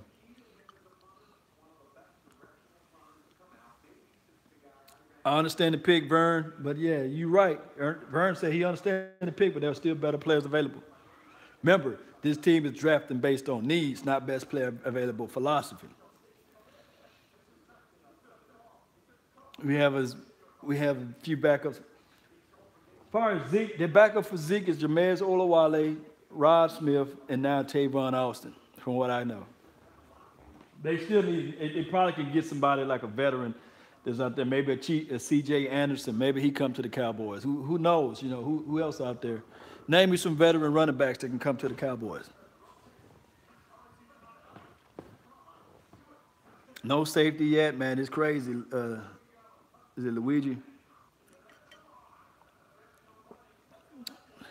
No, man. I don't want to see Alfred Morris, refrigerator with legs. I don't want to see him out there anymore. Trent Richardson. John Kelly's still available. I don't know why he dropped so much. We got 2 picks left. It's not over with till the fat lady sing. Bring Darius Jackson back. Trey Williams is decent. I think, he's out there.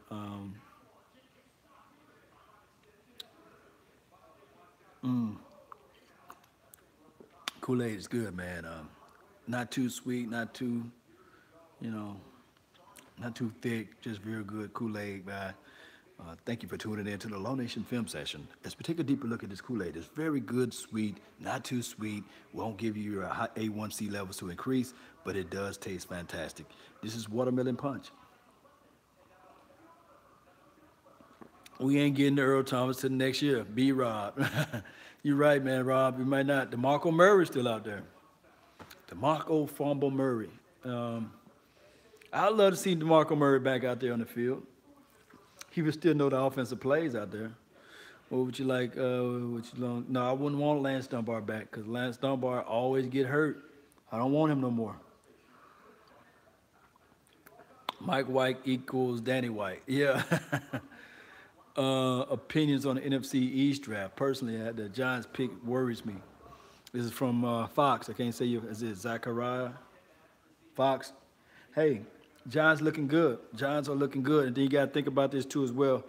Odell Beckham would not get suspended for whatever he does, whether it is with crack, cocaine, weed, or laying down with a prostitute, rolling up a blunt. He's not going to get in trouble because he played for the Giants. He don't play for the Cowboys. So he's going to be out there. This other guy that they have in the Sterling, he's going to be even more of a polished guy than inside. And whoever they decide to get, maybe they think about Dez Bryant on the offseason. But they got a Saquon Barkley. They got a Will Hernandez, which is cool. They got a veteran quarterback who does give the ball away. So I think that the NFC East just became stronger. I know that the Eagles, they did a good job in the draft. They already had Zach Ertz. Now they got Dallas Goedert. Hey, what are they talking about now? Let me see what they said. Let me see what their evaluation of this.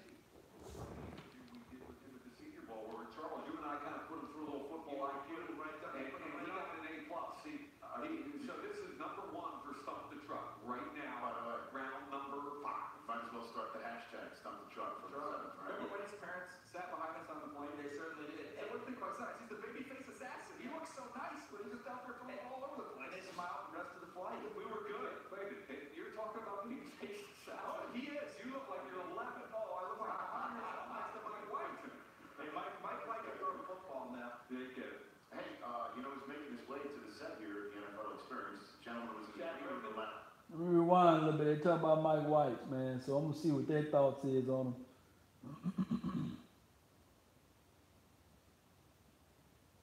Yeah, we're going to really see. This is Mike White, 6'4". He do look like a little young kid. What do you make of the Mike White pick by the Dallas Cowboys, Jim? Yes, they needed a backup quarterback. That's Charles. That's your guy. 6'4", 224 pounds. Yeah, listen, we saw him at the Senior Bowl, and you got to remember before we saw him, I was like, that's the guy I want you to take a look at. Long levered guy. He's almost 6'5", 224. In the Western Kentucky offense, you remember when Brandon Downey came out and piled up all those yards? Much more of a dart thrower, a lot of run after catch. Look at how it is with Mike White. Ball goes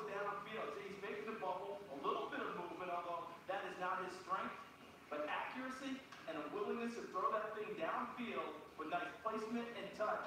Plus, a gym rat. Absolutely loves the game, loves the board. Ace Jurtek got a Senior Bowl. I love this kid. So two things. First, I'm going to just talk about the backups. Cooper Rush, who was as great in the preseason last year, and Zach Dyson. So they're still looking to make sure. Dyson ain't gonna make the team. Dak Prescott, they're happier with the backup. And the other thing is in that truck, I'm wondering if we have the tape of the interview we did with him at the Senior Bowl, where Charles, you and I kind of put him through a little football IQ, right? And he got an A+. See, so this is number 1 for Stump the Truck right now. Round number 5. Might as well start the hashtag Stump the Truck. Yeah, but so. When his parents sat behind him on the plane, they certainly did. And when Yeah, he so looks like he's the baby face, pretty much so. he looks so nice. So pretty much so. Mike White might be the man this preseason.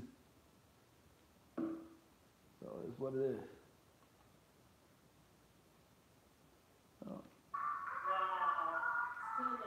Mom deserves the best. So get up to 50% off the latest iPhone. Yeah, so it is what it is. Shango just got taken down for copyright. Oh, let me move my thing this way.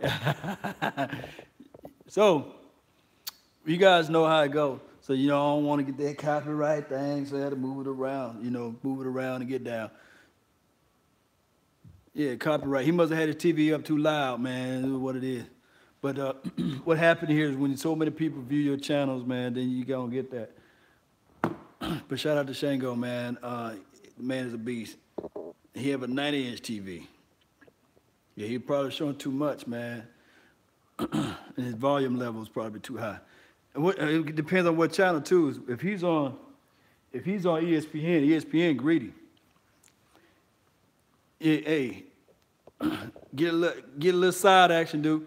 But what channel was he watching? Was he watching NFL Network or he watching ESPN? That's the main thing. NFL Network. Dollar Ninja, no Dak. No Dak Ninja. I'm calling you Dollar Ninja. There's somebody else with a name called Dollar Ninja. Yeah, he's 6'4", 6'5". He kind of like Troy Aikman height a little bit. I think ESPN or NFL Network. ESPN be tripping. NFL Network don't trip as much, but you still can get hit with NFL Network just depending on, how long you keep the segment up and how long and all this stuff. There's a lot of stuff that plays into it, But the beast of it all is Facebook. You can stream anything on Facebook. They don't care that much. Twitch don't care as far as, copyright, stuff like that. I mean, my point is, it's just weird how YouTube got the algorithm, A lot of times, as far as copyright is concerned, it's more so dealing with how copyright laws work in the real world outside of YouTube. As long as you're giving your review, your analysis of whatever you said, the product that's going on, then you're supposed to be usable for a fair use game. Because if you talking about the product, if you're giving your response and your review on it, then you should be able to do it. Now, if you're using it as let's say, like the Avengers are out, and you showing the whole Avengers thing and not giving your review on it, then, it can go 50-50. Well, John Kelly just went, who did he went to? See, he went to the Rams. That's a good combination right there, man. Real good. Rams got John Kelly, man. That's fantastic. We really still got to go. We still got to go figure out a way. We got to figure out a way to get somebody, man, as far as this backup running back situation. Hey, no Dak Ninja, man. Was Avengers pretty good last night? Because I'm thinking about going today. Thinking about going today watching that, man. Thinking about going today watching that. No spoilers, though. Just tell me good or no. It's good or bad. Vaccaro safety. So my thing is, what we're going to do with those other 2 picks, it was great. Okay, good. Thank you, Jordan. Thank you, Jordan Bryan. We need safety backup, but I think they're going to go with one of these guys, one of the veteran help. And I think that we do need to get a backup running back. Maybe they go with C.J. Anderson. That's one person that comes to my mind if the price is right. Trey Boston or Eric Reed. Yeah. Deshaun Elliott, man, he's stripped. I don't know what film they looking at on Deshaun Elliott. Maybe. I don't know how this guy is dropping.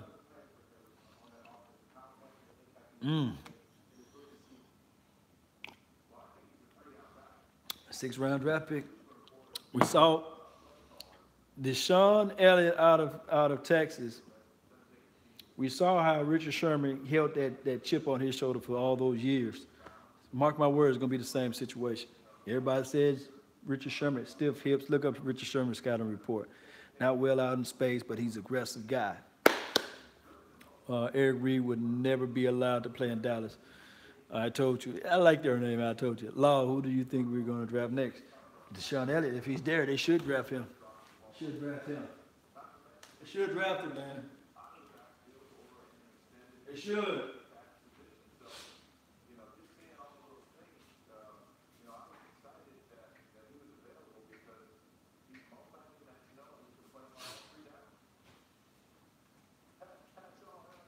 What? You mean the Patriots are going to get Deshaun Elliott? There's going to be somebody they get.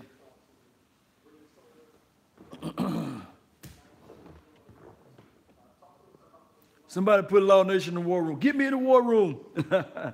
Because, you know, get me up in there, man. I like Wallet's tape, but I just still need to see what we're going to do with somebody else. Cowboys need to trade back. Defensive tackle left. Law, call Jerry. I'm going to ask Alexa. Alexa, who is Jerry Jones? Gerald Wayne Jones is an American businessman, best known for being owner of the National Football League's Dallas Cowboys since 1989. Alexa, call Jerry. Junior Campbell, right? Nah, no. Sorry, who do you want to call?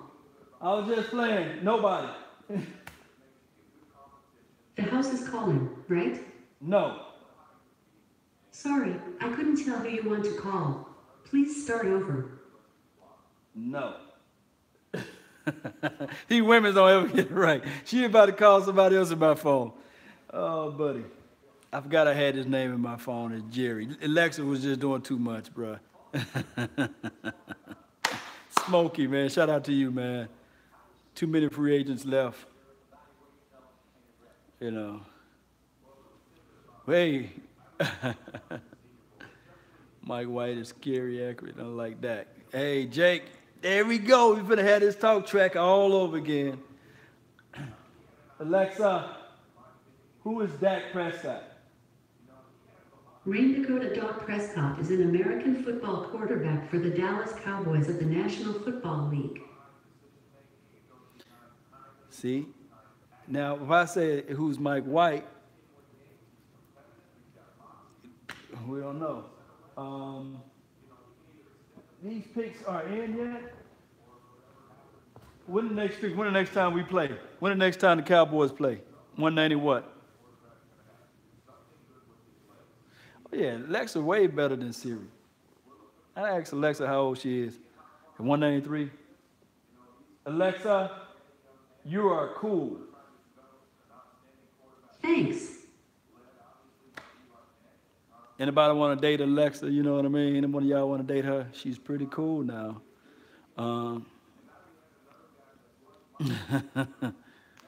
14 picks until we get Deshaun Elliott. We got to get Deshaun Elliott. That will make my day. That will make my day. Texas on, the Joker. I can see his moxie out there on the field. I can see his temperament. I can see him making plays. Come on. Everybody continue to sleep on Deshaun Elliott until he gets to our hands.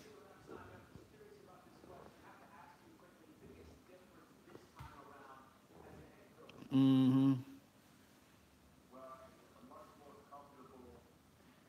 Alexa, who is Deshaun Elliott?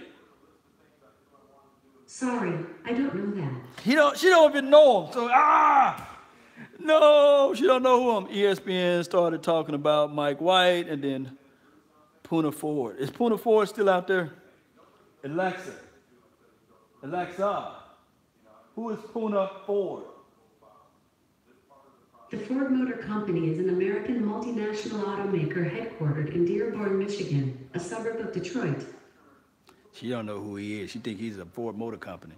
I don't see Deshaun Elliott lasting that long to get us. Law, how do you feel about wide receiver Trayvon Austin? I love Trayvon Austin still because I know what it can do for our team as it relates to having somebody who can stretch the field vertically and also having a guy that can just be outstanding out there. I really think that he's going to be the guy that we pretty much need. And I think that with his jet sweeps are back because jet sweep's going to make they're going to get you out of that 8-man front. It's going to take the bracket coverage off of everybody.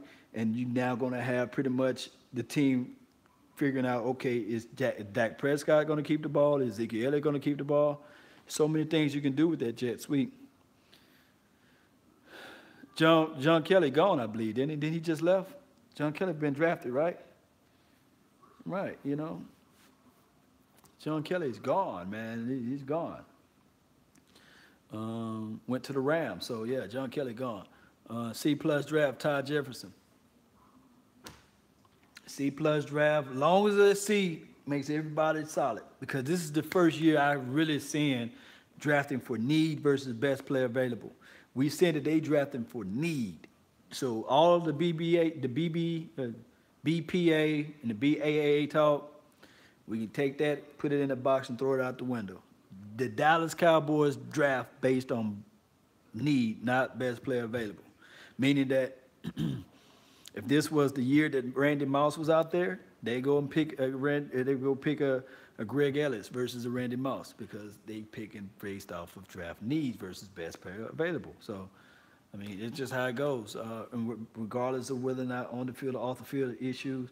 So the only thing that can craft us to getting a Deshaun Elliott is because we need a safety. So they drafted on needs, and therefore safety safety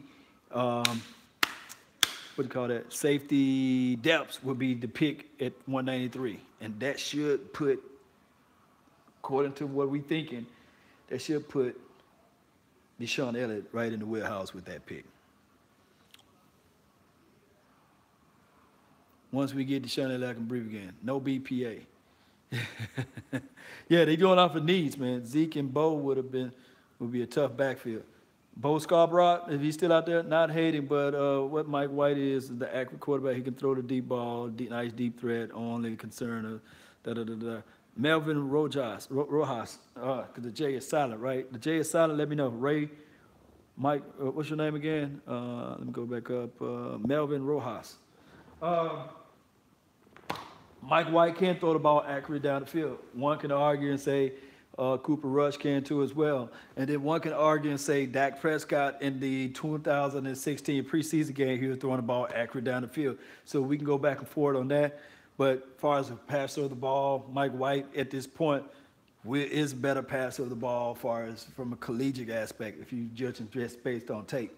There are still some intangibles that we can't pretty much fathom to put together. So with that being said, Dak Prescott got a higher intangible aspect of it, whereas Mike White, you can see that he does beat the ball down the field.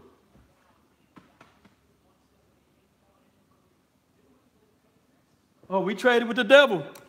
We traded up. No, we didn't.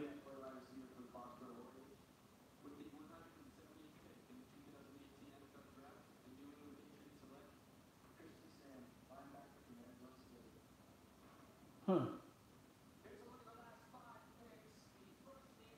Okay. I thought we traded up, guys. I'm getting all crunk. Okay.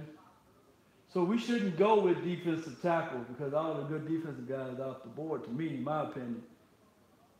We got to get some guys that got some little bit more intangibles.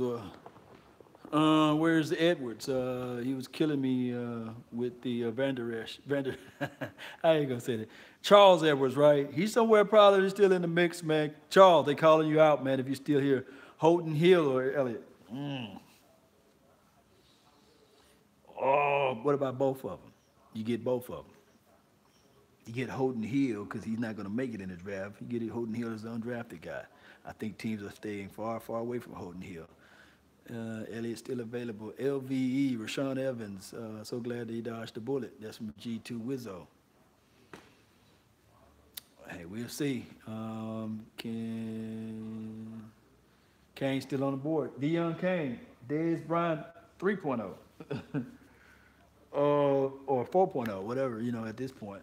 Because we got all of the Dez Bryant's lookalikes out there. Where did Sutton go? What team did Cortland Sutton went to? You guys let me know. Evans won't last or da-da-da. Come on, we got, 13 more picks left, man. 12, 14. To the Broncos. Broncos looking loaded.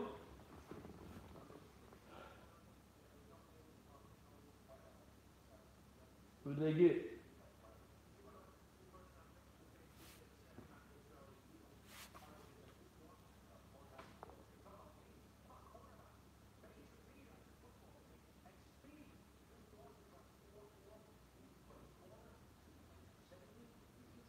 Four speed.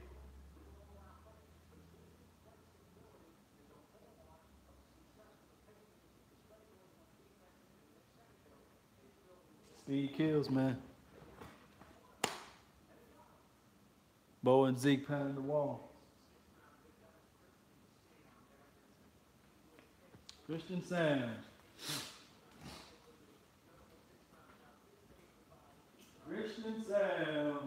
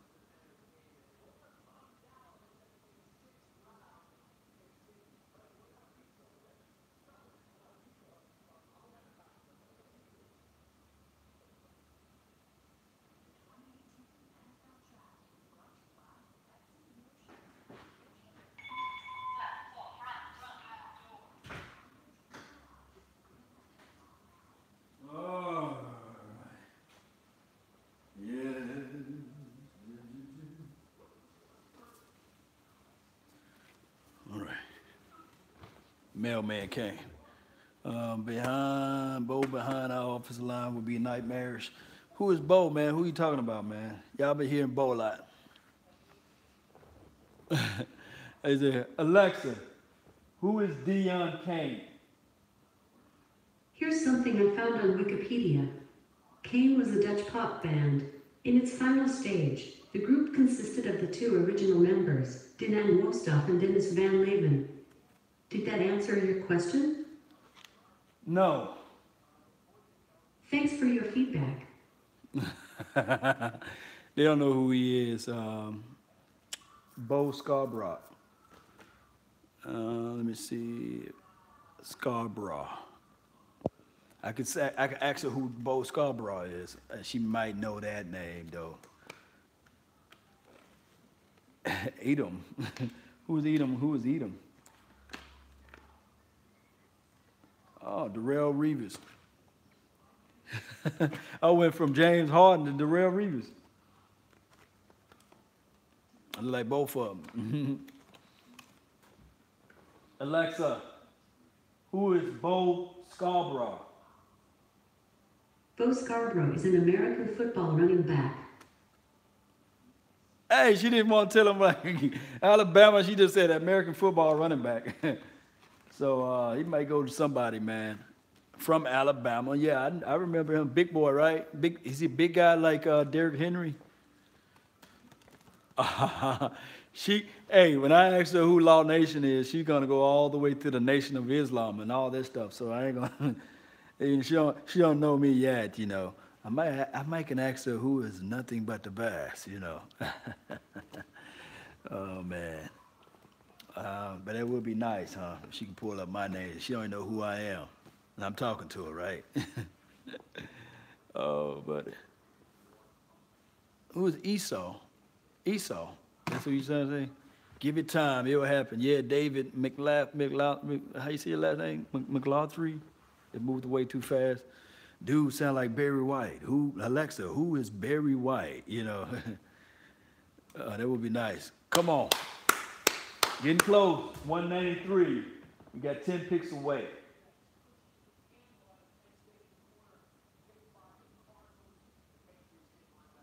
Everybody's sleeping on Deshaun Elliott. That would be crazy that everybody in the chat box, everybody we're talking about Deshaun Elliott, and he fool around and have a lights out career, and we was the ones that were right, and everybody else was wrong. That would be nice.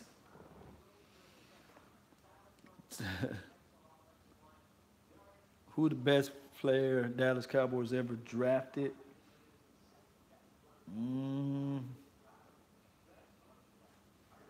Dallas Cowboys ever drafted?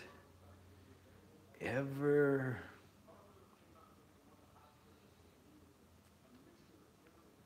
Oh man, that's a good question. I won't give Troy Aikman all of the credit. I would have to say it's a toss-up between Larry Allen. I'm not trying to reach you guys' comments because I want to give you guys my honest thoughts. The best player that Dallas Cowboys ever drafted have to be Emmitt Smith. It have to be. Because without Emmitt, we saw that Troy Aikman could not win. We saw that Michael Irvin have his off-field transgressions. If you look at it collectively, with those, it's between Starback, Emmitt, and Larry Allen. Starback was the most enthused player we ever drafted because he had a chance and opportunity to go to someone else. And he was the most patient guy because he went off to the Army or military or what have you to come back to ultimately play for the Cowboys and to ultimately win the starting position. Think about this draft with Starback. Starback pretty much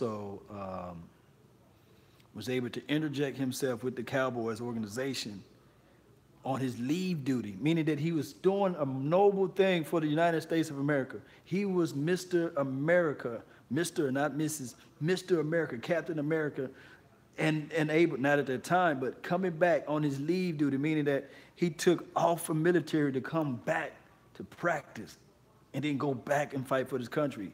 That's everything that you want to see out there as a quarterback, as the National Football League, and to ultimately win a championship was everything. And then I have to put number 22, you know, because without him, he was the element that helped us win the Super Bowl.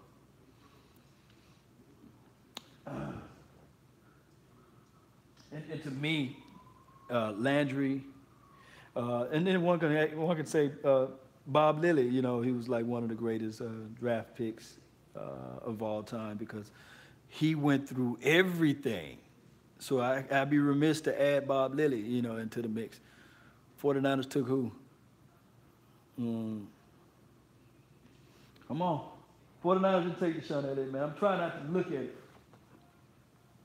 Who's the best coach of the Dallas Cowboys of all time? It's hands down Jimmy. The reason why Jimmy Johnson is the best Cowboys coach of all times is because he equaling the amount of Super Bowl rings, of course, Tom Landry, but he did it in a quicker time frame, right? One can argue and say that Jimmy actually should have 3 rings because the team that Barry Switzer won it by, because Barry Switzer, pretty much Jason Garrett is Barry Switzer 2.0. Barry Switzer got that Super Bowl because of Jimmy Johnson. And it's not a toss-up between Landry, as far as era, the winningest coach of all time during that time frame, and the longest consecutive winning season, implementing so many things that we still use to this day, like the shotgun and the emotions and sweeps, things like that. That lead sweep thing that he did, and the defense that he set up was just remarkable. Tom Landry was beyond his time, before his time, and it's just the fact that we faced some teams that we should have won and beat it in the Super Bowl. We didn't, like, you know, like even going before the Super Bowl, like the Ice Bowl and all those things that stopped and hindered us, just fluke plays, things that happen. But I would say Jimmy Johnson, and I can be speaking from my era. And I can say also Deion Kane is going to the Colts. Okay, so we can leave the Kane talk alone. So that's who I have, man. That's who I have. Jimmy Johnson, and then Landry. Then Parcells probably. And then Jason Garrett, you know, believe it or not, gee whiz, you know, we didn't really have strong coaches within this organization. Well, we're getting close, man. We're getting close, right? Come on, let's go.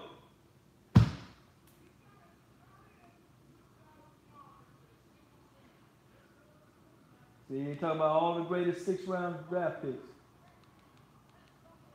Antonio Brown, Terrell Davis, and also Tom Brady. The greatest system quarterback of all time, right? Pick up a middle linebacker. No, no, no. Wade over Garrett? No. Garrett over Wade. Garrett was so much better than Wade. Come on, man. Wade got some of his stuff from Parcells. Parcells, put it like this. If we would have got a better coach behind Parcells, or if we'd have kept Parcells for that 1 year, we got rid of Parcells 1 year too quick, because I would go to my grave pushing up Daisy saying that if Parcells was coaching this team in 2007, we would have had us a Super Bowl.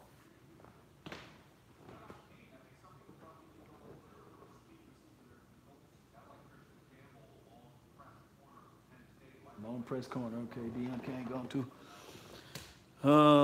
Who's the worst coach of all time for the Dallas Cowboys? Man. Oh, man, you take me down memory lane. It would have to be the 5 and 11 years, man. His name is at the tip of my tongue. And they made him a defensive guy. I forgot his name. Man, y'all got to put his name down.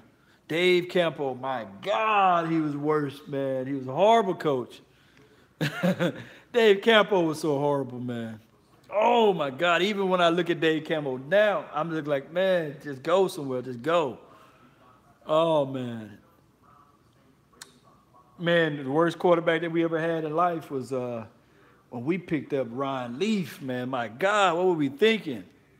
Hey, people put up their Quincy Carter, but I saw Parcells took Quincy Carter to a 10-6 year. But Ryan Leaf and all of those pitchers we had as quarterbacks, the Hensons and Drew Henson and Bob Henson, whatever we had, all those Henson guys. Oh my God, man. Babe Laufenberg, he was a horrible. Y'all remember Babe Laufenberg? Oh my God, he was trash, man. Tony. Oh, man, don't remind me. You remember Cunningham when we got him? Oh, man, Chad Henning and Drew and all those guys. Quincy was pretty good, but Clint Stoner and Steiner, or whatever his name was, Steiner. Come on, man. Come on, make this pick. Chad Hutchinson. Oh, man, don't remind me, man. Ooh, Matt Castle was so much trash. Oh, my goodness. You remember that play, the Reeves interception. He was throwing the ball away, and that was so horrible, man. Don't remind me of Matt Castle.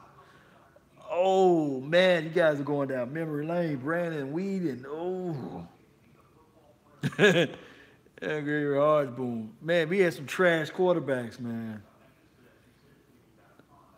Doug Flutie, he didn't play for the Cowboys, though. Doug Flutie couldn't get in. But Vinny Testaverde, man, I remember when he put Vinny Testaverde, Kyle Orton, that game we went in to lose it, Kyle Orton was just thrown out there, and he was just horrible, man. Kyle Orton was horrible before he came to the Cowboys, and I was like, what were we trying to do? Oh, man. Ryan Leaf had to prop his wrist back in place. Jason Garrett is a quarterback. Oh, man. Oh, Drew Bledsoe was horrible in a sense because we saw the potentials in Drew Bledsoe, but he was like a statue. You know, he had a statue. Babe Laufenberg was so horrible. Yes, indeed. My God, I was surprised. He looks like, when I look at Babe Laufenberg, it looks like he just threw an interception. Mike Vanderjagt, oh, that's a kicker. Oh, yeah, that was like one of the horriblest kickers. Vinny Testaverde, oh, my God. Vinny Testaverde was straight up Bill Parcells guys.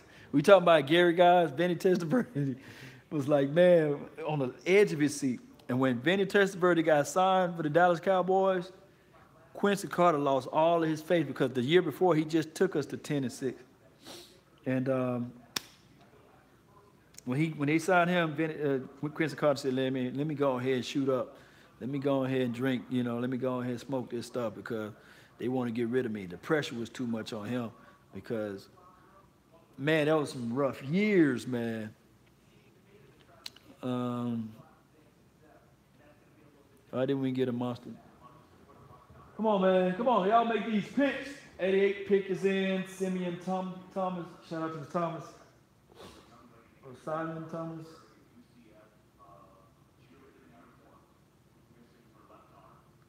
Simon Thomas. And then proceeded to do a perfect one-arm. We're going to figure this thing out, man. Ruff Vanderjagt was a monster defense. Who's that?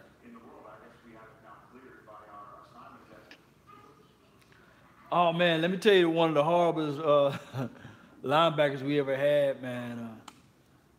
Just recently, Justin Durant was so horrible, man.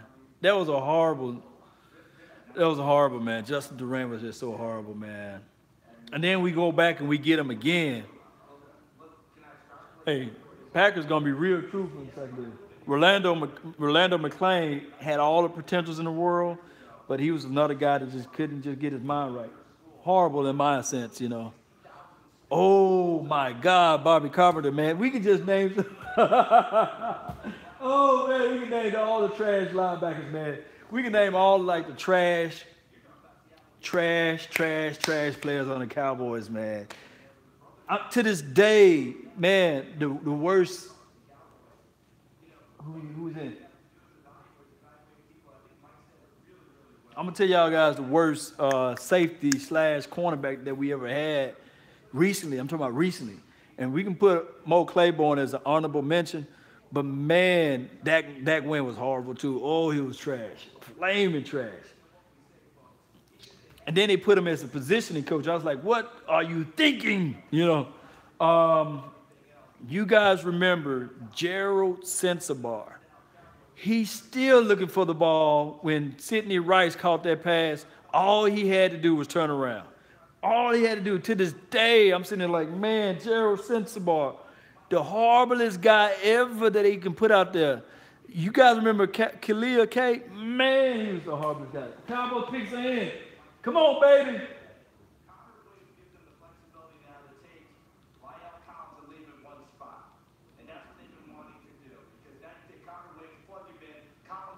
Yeah. And that big bump in offensive line now has the continuity they're looking for. And we talked about great moments with Shaquem Griffin. Connor Williams gave a great moment as well. This is him getting a long ball. Oh, yeah. His story, you understand this emotion. Stuttered as a child, teased incessantly by others, as children do. Only because of his size. And then he grew into this person, this monster of a great football player. Big dude, man. Connor Williams, I love his story. Look at this tape. You guys can see that? You can't barely see it because I don't want the YouTube police to get me.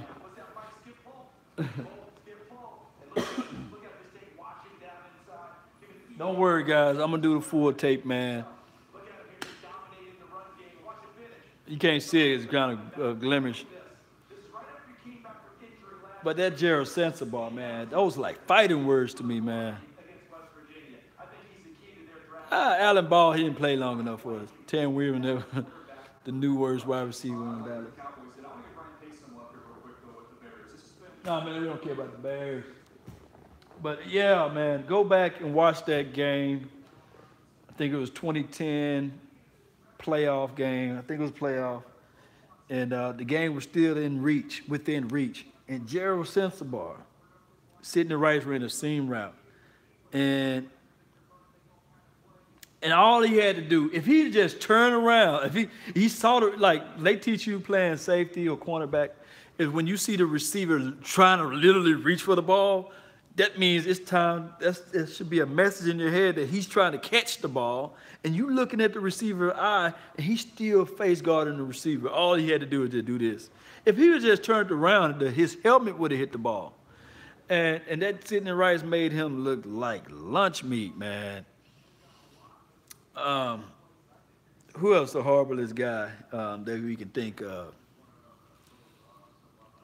It had to be. I don't know. But yeah, man. Come on, this was his last pick. Roy Williams. Oh, both of them. But that first Roy Williams, the safety, they screwed him when they tried to make him to be somebody he wasn't. They screwed him. When Darren Woodson retired, it was just over with for that first Roy Williams. The second Roy Williams, the wide receiver, my God, he looked like a statue running out there. Upright, and we talking about the same page. Even when he catched the ball, it was just so weird looking. And I'll never forget, he caught a good pass that Tony Romo threw up the seam. He's running into the end zone, and somebody come behind him and caught him for once, because Roy. The problem with the second Roy Williams is that not only he was trash, but he talked so much noise like he wasn't. And that was like the problem with Roy Williams. He talking all this trash, and when Dez Bryant got out there, he was like, well, you going to hold my pass? And Dez Bryant was like, nah, you ain't going to hold my pass. I ain't going to hold nobody's pass. And that whole thing, they blew that out of proportion. And then when he got out there on the field, he didn't produce. God, man, it was just like, man, those years, man. And let me tell you about a player that they kept too long. Joseph Randall, he was another trash. Troy Hambrick, he talked so much trash talking about. Troy Hambrick was the first guy talking about that there was yards left or grass left on the field or meat left on the bone, because he was saying that he was better running back than Emmitt Smith. And then when it got time for him to put up a shut up, he folded up like a weak tent. Oh man, Ken Hamlin was so terrible too as well. Bomb. Kim Hamlin was terrible. Joseph Randall was a flaming trash can filled with trash, burning on fire. Oh man, he was horrible, Joseph Randall. And I'm talking about on the field and off the field. Bandit talked so much crap. Oh my God. Remember Patrick Creighton? The thing is, I'm going to talk about players that they kept too long and they kept giving. Before I go over there, Ernie Smith or Ernie Sims was horrible, just a horrible waste of space. They held too much long on. They trusted Patrick Creighton too long. They trusted him so much that they kept giving this guy opportunities after opportunities after opportunity. Elliott's gone. Oh! This is crazy. I'm trying not to look at the screen, and he goes to the freaking Ravens. Now watch. I don't want to hear this. When Elliott goes and ball this year, he's going to go and ball. Mark my word, everybody. What is you doing, man? All right, so they got the guy that I wanted.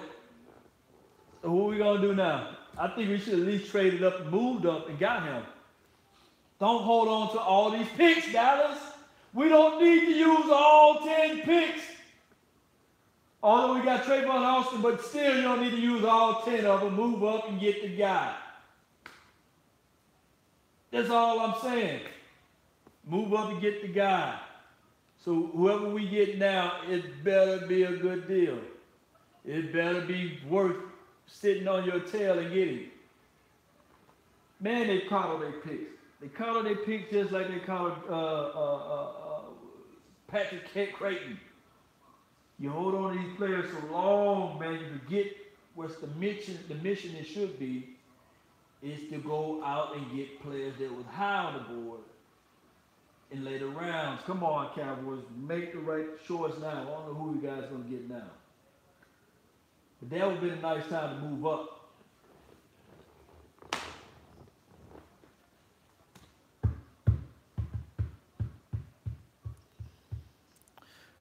Go in, 6'1", playmaker. Or we get a nose tackle. Dallas say, nose tackle you get now, he probably won't even make the team. Anybody that you get, Holton Hill probably be the last hope right here. Holton Hill. Go get Holton Hill. Time to get Holton Hill. Got to get somebody. We need safety help, though. Unless the Cowboys' plan and operation would be going out and getting a Trey Boston, an Eric Reed. That's my only move. That's the only move that I can say they're going to do. Unless they thinking that these 9 picks that we had, because we traded one to get Austin. Unless they thinking that these all 9 guys going to make the roster, it's not going to be possible. Somebody going to get cut.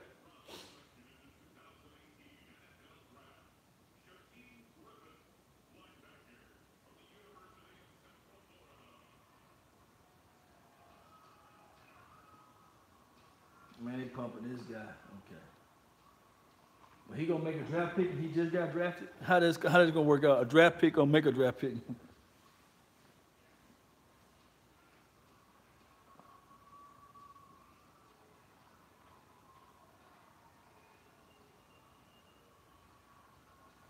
I appreciate the kid, man.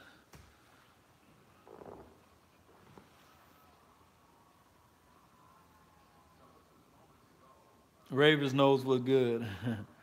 Yeah, they do.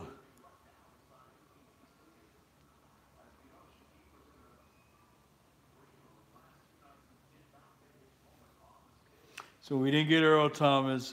So what the Cowboys organization is saying that we trusting Kevon Frazier and we trusting not Sean Lee, but Jeff Heath. We trust these guys. We trust these guys.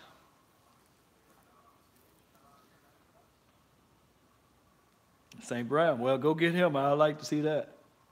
EQ Brown still out there, and we trust in Woods. Yeah, we trust in these guys. So, hey, we got to trust the process.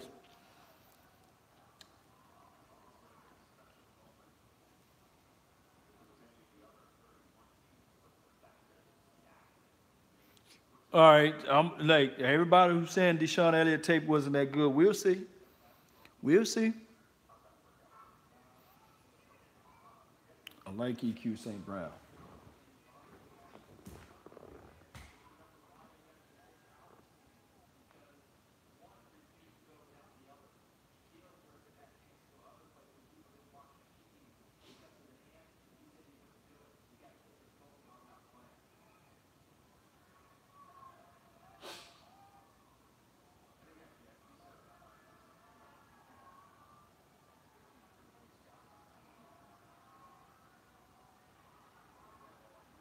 Yeah, I'm proud of the young kid, man, being drafted.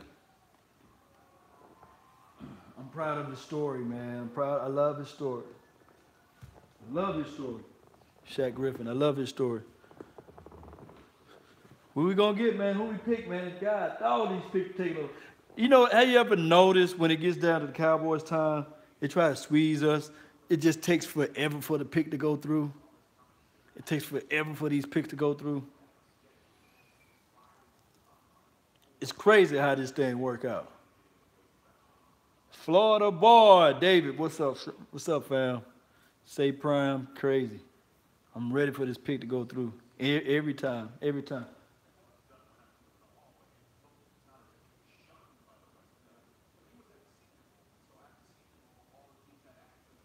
Come on, let's make this thing happen. Re-up on the Kool-Aid, man. Re-up on the Kool-Aid. We got a linebacker. I'm gonna have to put some yak in this thing now.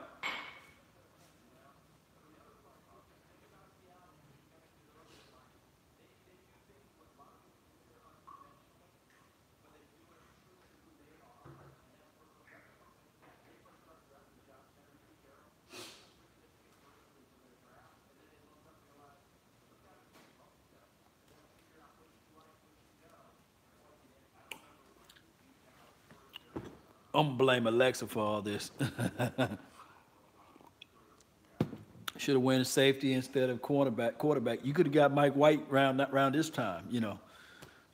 Hey, Fumagale is still there? Come on, let that be our story then. Let us be the guy that go grab a guy with 9 fingers.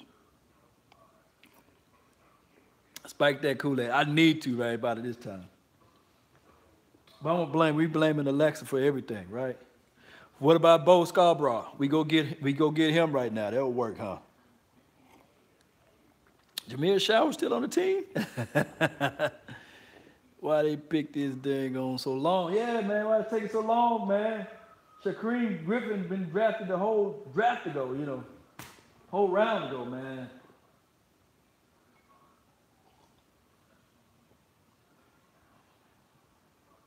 Seattle looking good.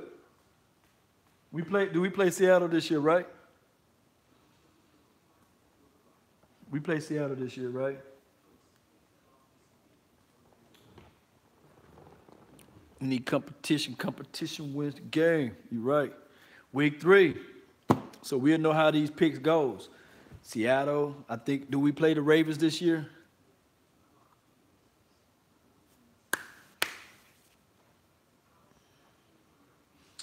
Linebacker. Marcel, the Atman. I thought he was already taken. Hey, T. Austin do count as a pick. Like I said, I like T. Austin as that pick. But that's 9 picks that we have. There's still too many picks. There's no way in life that these 9 guys, all 9, gonna make the team. You will and deal, you move up a little bit more. Not saying that they didn't try. They might have tried, but still.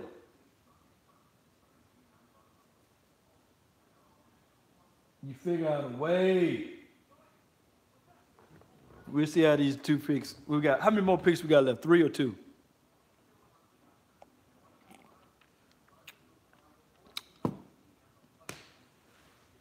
Try a little harder. And keeping all these picks, that's what I don't like either. Me and you on the same page. You got 3 picks. So we do know that the 3 picks that they're gonna do, they're gonna pick these 3 picks, right? They're gonna utilize these 3 picks. And then on top of that, we do know that the undrafted free agency groove gonna happen too, like next week. So they're gonna bring in at least 4 or 5 guys from undrafted. That's 15, that's 16, that's like what?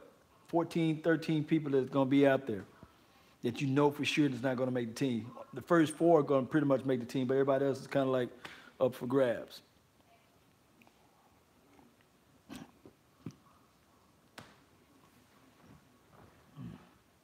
Come on, man. These picks taking so long to get here. Come on, hurry up so I can get all front. Because whoever we get, I hope he can just be a game changer.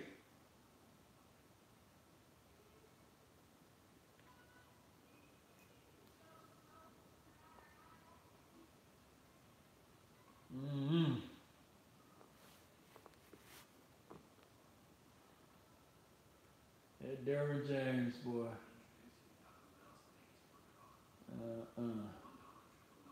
Defensive Armstrong Jr.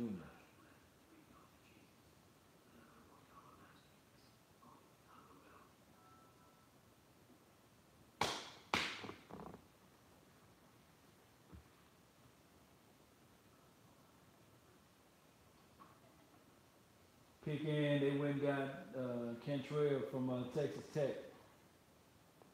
All right. We got 2 more people, man.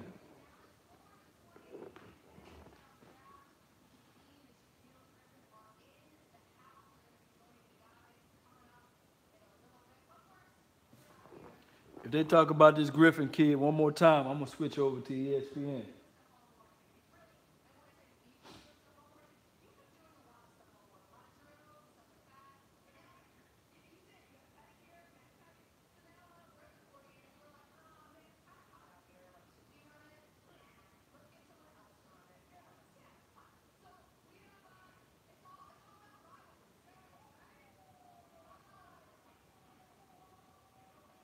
Oh, no in the world. Man, that white Zeke finna tear him up, man. You guys probably can't be able to see it, but that white Zeke, they got a white guy with 21 jerseys, they finna run a 40. That guy wearing the dead skin stuff, he kinda look like he too big. He ain't ready to beat old boy.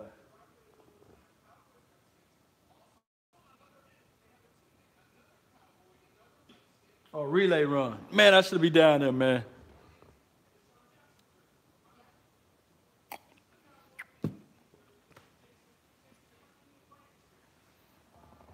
Right. All right, so the Rams pick in. We next, man. They taking forever with these picks.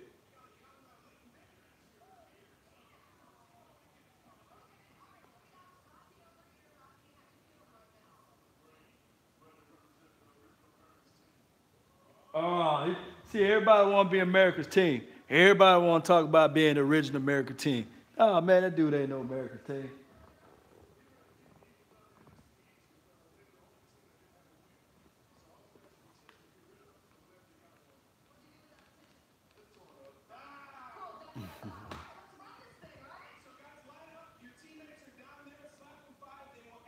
Keeping Noah Brown. Come on, Cowboys. Even though these guys are trying to run to 40, I'm still rooting for my Cowboys. We on the clock? Oh, big boy got some speed, baby. Come on. Come on, man. Pick the knees up, baby. Throw up the eggs. He threw up the eggs. He went to Dez Bryant jersey. Oh, we can turn it down, man. Cowboys wins again. Cowboys wins again, babe. Yeah. Doggone trash.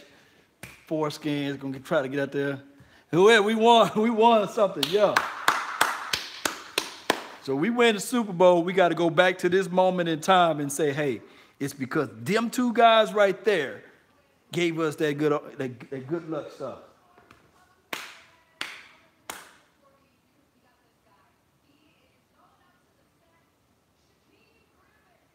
They doing a whole special on see Cream Griffin. Yeah, smash that kid. Yeah, you don't let up on the kid just because he a kid. Don't let up on him, man. You still got to beat the kid. Chris Covington. Who is that? Cowboys pick is in. Who we got? Who is that? Oh, man, I don't even know who he is. I got to go look up some more film.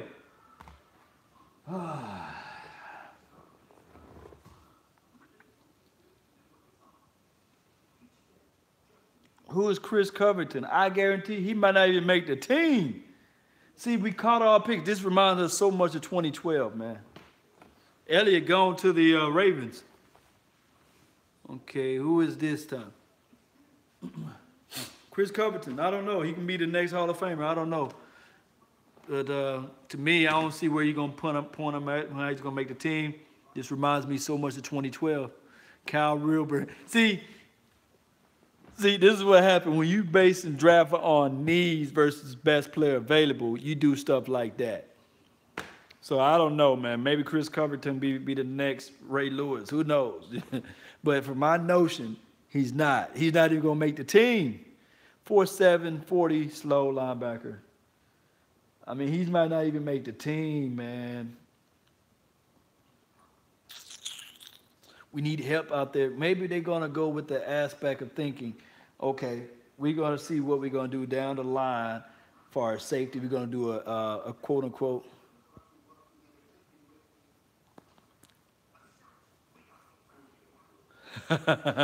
Brian Bradford's like, I told you guys, we don't know who he is.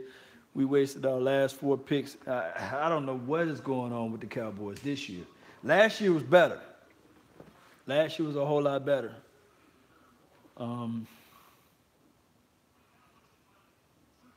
Last year was a whole lot better, and then we were picking later than the draft. That's crazy.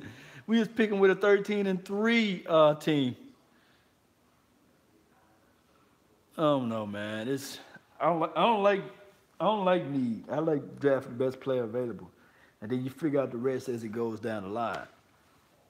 But this draft by need is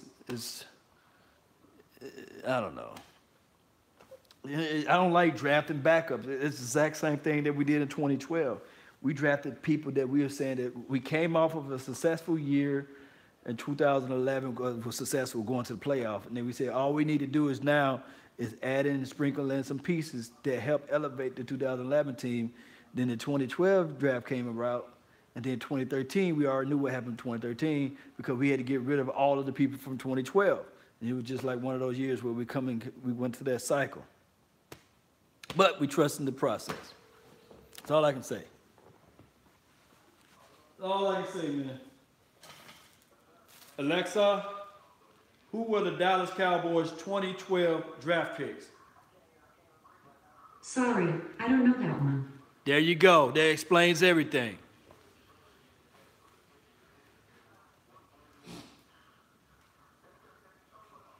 Oh, buddy, oh, buddy, oh, buddy, oh, pal.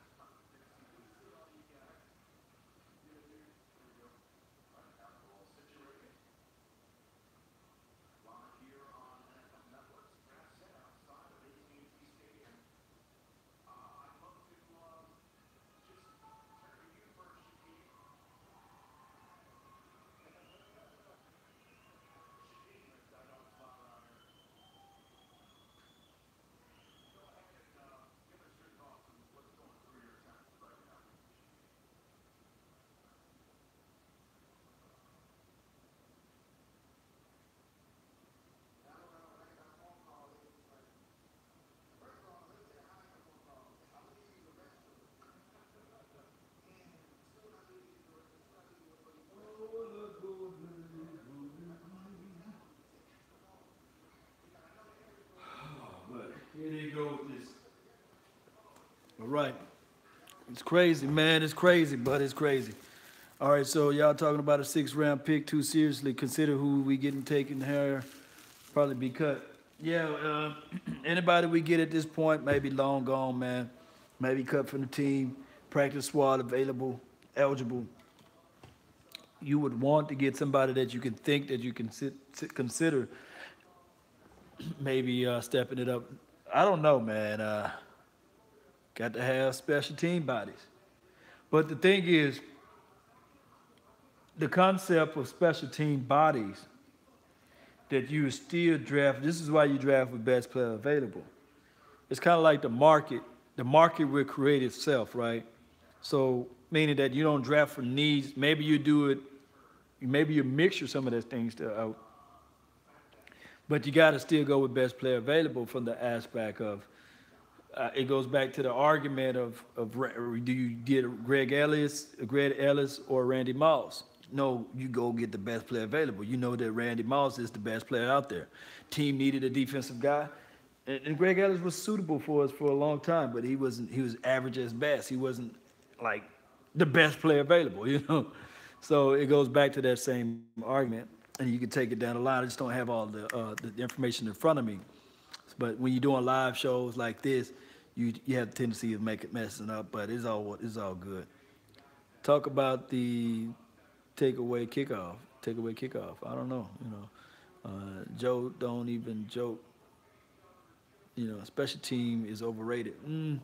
Special team is needed, but you don't sit there and say, okay, I'm gonna draft a guy not just for kickoff return, kickoff and punt return. You can draft a guy just for that. But you don't draft a guy saying I'm gonna draft him as a gunner. I'm gonna draft him as a wedge guy. You don't do that. Of course, you don't do that. You say I'm gonna draft this guy as a kickoff return specialist. If he's gonna be that, of course you do that. Or I'm gonna draft this guy as a unbelievable slot receiver, of unbelievable guy that can take the top off of defense. I mean, we don't know who Chris Comforton or Convert, whatever his name is, you know. But I don't know. You know, I just don't know. He could be the next Ray Lewis, all we know. But the odds are very slim. Chris Richards must be like, okay, all right, you're going to give me no tools to work with? You're going to give me the exact tools from last year? Okay, cool. I'll do that. And his first deal, his very first move is he saw what we all saw in the chat box. His first move was like, look, Byron Jones, you're not a safety. I'm going to move you at cornerback. That speaks volumes there. And we don't know his second move because they not giving him no other pieces. We have the exact same pieces that we had last year. You have a Jeff Heath, you have a Kevon Frazier, and of course, I love our young DBs, all the cornerbacks. Only thing that's changed is that we moved Byron Jones out of safety into cornerback. Now we do need a spot, somebody who can play cornerback. Who that guy is, I don't know. Dak Friendly means big wide receiver Dez, even though Dez is only 6'1". So what is a big wide receiver? I think Dak Friendly means a receiver that can run in and inline routes, curl routes, and stuff like that, and then take the ball up the field. Quick receivers, good, sharp, crisp route receivers, and also a guy that can run reverse sweeps. That's all I can think of as far as Dak Friendly. Now, if you craft this team around solely with Dak Friendly guys, what happened when Dak lay down and say, I can't play no more. You know, now you have a team that's Dak Friendly opposed to what a Cooper Rush or what a Mike White can do. So the argument can go back and forth. Dak Friendly receiver is a receiver that can catch the ball 5 yards away from him. I mean, separation is everything. Michael Gallup is a guy that you can utilize in short space. I can agree with that. X Woods, Kevon Frazier probably start with Heath rotating for free safety and strong safety. Let me see who said that. I'm gonna give you credit for saying that. Joe, who said that? Joe Marion. Is it Marion Joe? The thing is with that, yeah, you can lay your hat on these, but all those guys you mentioned are second-year players. All those guys, not saying that you can't lay your hat on second-year players, and Kevon Frazier, he's been there for more than second years, and Jeff Heath is a second-year starter, basically, because he's been in the system for a while. But if you're saying that, okay, if it's come down to crunch time, playoff time, Super Bowl time, if we so happen to make it there, if you're putting all your hats and putting all your trust on these guys, then so be it, you know. But we still need, to me personally, we still need a veteran help. Not saying you go out there and sell the form, but you need to figure out a way.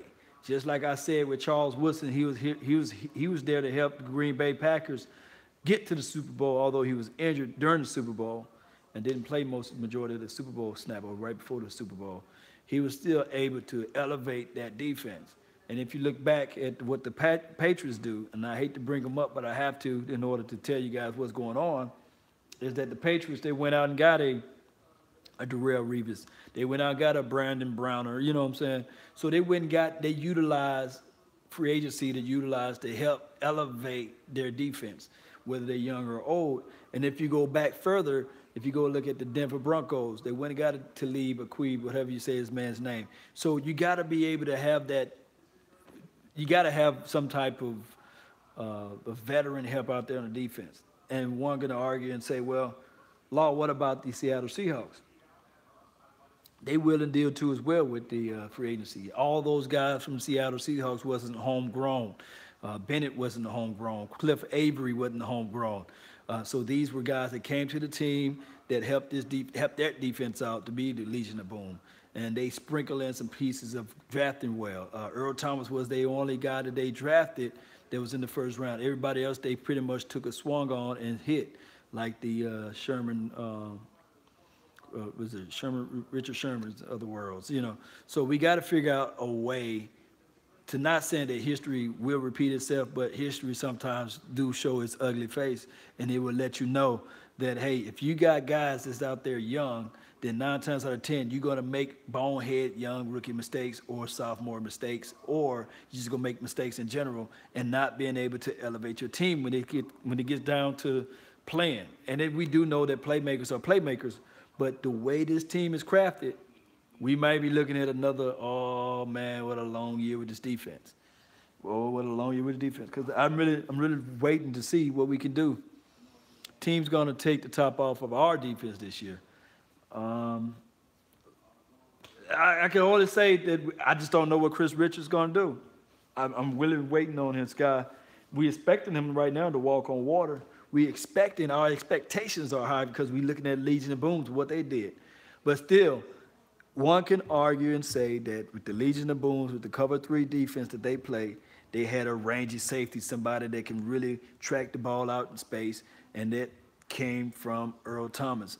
And I'm waiting to put this film out there because I got tons of tape of Earl Thomas that he was the heartbeat, the heart pumping blood through for the Seattle Seahawks. One can say that Cam Chancellor did everything a lot. But one thing that you guys are going to see when I put this tape out on Earl Thomas, I'm just waiting for whatever the hell they're going to do with Earl Thomas before I put it out there, that you guys are going to see. Because what I did was I went from Earl Thomas' rookie year all the way to his present year. And you guys are going to see that just where Earl Thomas play along has more interceptions, more fumbles, more takeaways than we can even imagine with the Dallas Cowboys, even within his whole year as the Dallas Cowboys combined, you know, as an organization. Combined, his defensive play is beyond our defensive play in the secondary, combined of all the teams that we had from 2010 until this now, to the present day. I think he drafted 09, 010, something like that. But you guys are going to see, and it's nothing to do with just me trying to just say I'm all happy-go-lucky with Earl Thomas, but it's just you're just going to see the difference in play. Free up the linebackers, we'll be fine. Yeah, we'll be fine, but still, this is the main concern with the Dallas Cowboys right now. And we did all these moves, but we still have forgot about what I said beginning of the year. Before this draft trade, before the draft started. I said we need to focus on the core. I said that we needed to get somebody that's on that front offensive line, whether it be a Will Hernandez or Isaiah Wynn. We need to get somebody. Okay, cool, we got Connor. Okay, Connor is going to be that guy that's from that core. And then I said on the flip side, we needed somebody like a Vita Vea, somebody even like a Shepard. We don't have none of those things on this front line, meaning that you don't have a free, your linebacker cannot run free this year. I don't see that big plug that we're going to go out unless during this offseason we go get a Star Latuale. I think he's out there. But we didn't answer the problem with that front defensive line this year. So you're not going to have clean lanes as it relates to Jalen Smith. You're not going to have clean lanes for LVE, Lathan Van Der Esch. You're not going to have a clear lane for a guy doggone Sean Lee. So you're not going to have those things as it relates to this defensive side of the ball. So with that being said, you putting all the pressure on Malik Collins again to show up and show out. You're expecting, that's the word again, expecting Crawford to show up and show out. You're expecting to Randy Gregory to stay off the weed. You're expecting Conley to play on the outside. You're expecting what's this guy, Armstrong kid, to come out there and play. You're expecting to have the same results with D-Law. So we're expecting these guys to have a similar year to what? Either it's 2016 or 2017. We're expecting that to happen. I don't know, you know. But what I'm saying is that we needed somebody that can free up the linebacker space and have these linebackers to fly out free. If you go back and look at LVE's tape, Vash Lombardi, he put the tape out there that he have issues disengaging, shedding blocks, fighting through traffic. He's going to have to fight through that mess this year because we don't have nobody to collapse the pocket. Jalen Smith had to fight through trash.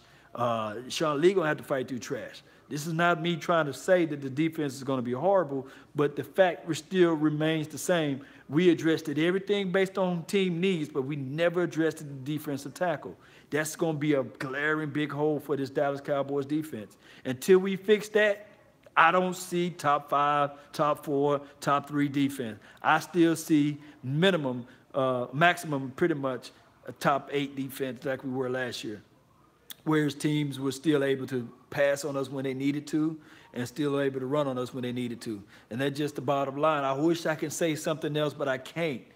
If anybody have anything to refute that, don't wait till the season started, then start talking. Start talking now. Let me know where we can improve on this defensive front four. Where can we improve on all that? Maybe we take Puna forward. Someone like Brian Price, Richard Ash steps it up.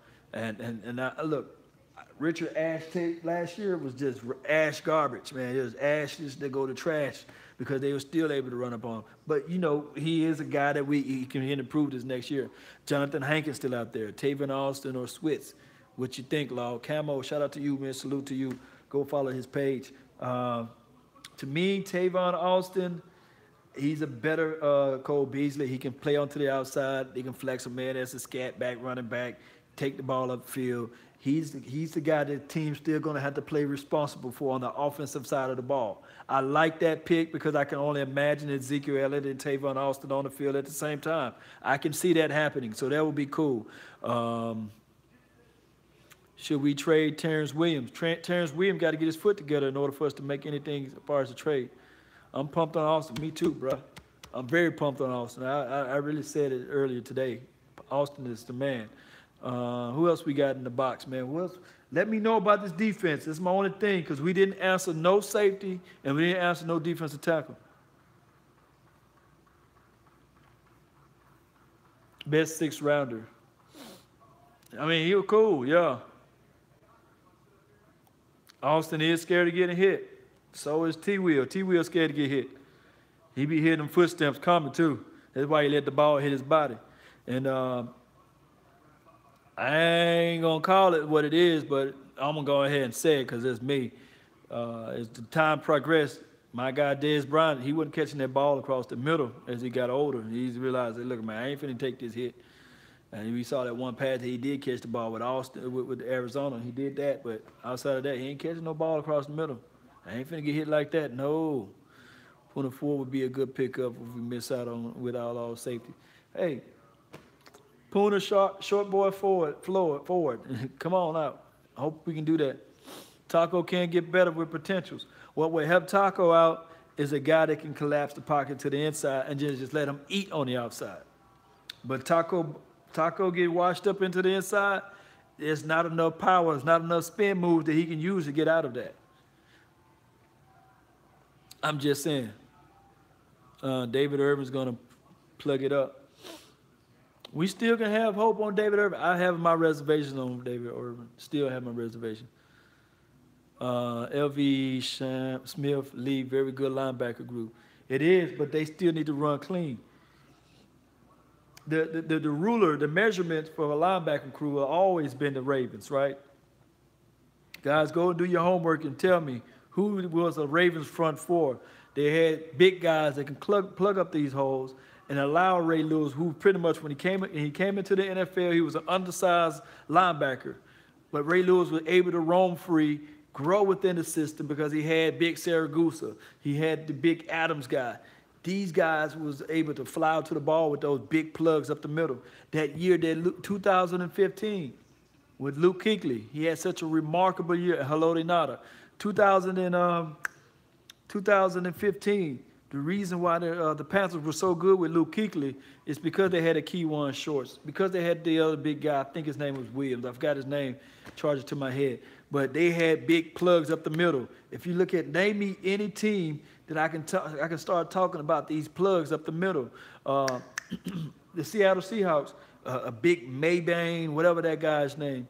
Or I can go with the previous, Eagles linebacker play been decent at best, but they have this package, this NASCAR package with the defensive front flying out to the ball, which was tremendous. I can go to the Patriots. Patriots winning the Super Bowl because they went out and got a big plug that he went to the Texans. A few years back, but I forgot his name. Guys, help me out, man. I forgot his name, but when they drafted him in the first. Vince Wilfork. You know, one can argue and say, and then now they got Malcolm Brown. These are not sexy picks when they pick them, but these are picks that pretty much propelled them to go to the Super Bowl because the linebackers were able to fly free. Everybody was able to eat on the outside. They are not sexy picks. Defensive tackles, nose tackles, they are not sexy picks. The 0 and the 1 techniques are just not sexy. It's not like somebody's going to jump out the seat and say, oh, yeah. It's not a good sexy pick, you know. Do you think White can be a number 2 quarterback? If I say White can be number 2 quarterback, then he's ultimately can be the number 1 quarterback because of the fact that everybody think the number 2 quarterback this year, when mostly people think the number 2 quarterback could have been the number 1 quarterback this year. So if White shows talking too fast. If White shows any potential of growing, then they might take it. You'll hear the footsteps people loud.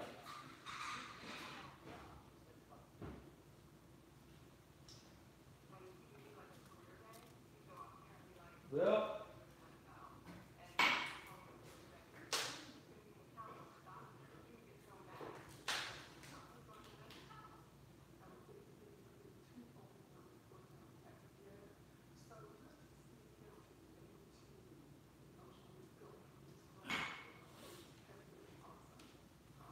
when is our next pick? What's our next pick is? Pure one technique. We need somebody that can play on there. Ken Norton, more athletic. Jonathan Hankins, Kenny Vaccaro can fix these holes. Yeah, you're right. Who's that? Who that? I want to give you guys credit. Sean Snow. Shout out for you, man, for that comment. Kenny Vaccaro can fix these holes on our secondary. And one can argue if you pick a Kenny Vaccaro, then you know Jeff Heath not even going to start anymore, right? But I can live with that. I love to have Jeff Heath come in and play minimum snaps. As far as Jeff Hankins, he'll be a good rotational piece on first and second downs. I'll play him first and second downs and put a big plug in there. They'll eliminate the run. They will have everybody eating on the outside. But we ain't going to go that way, right? We got 208. So we right around the corner, man.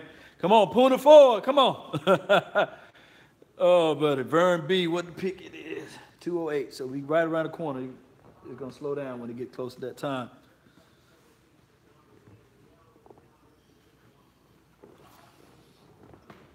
EQ still there. Man, how many receivers we going to have? It's going to be a battle to the end, right? On the wide receiver play.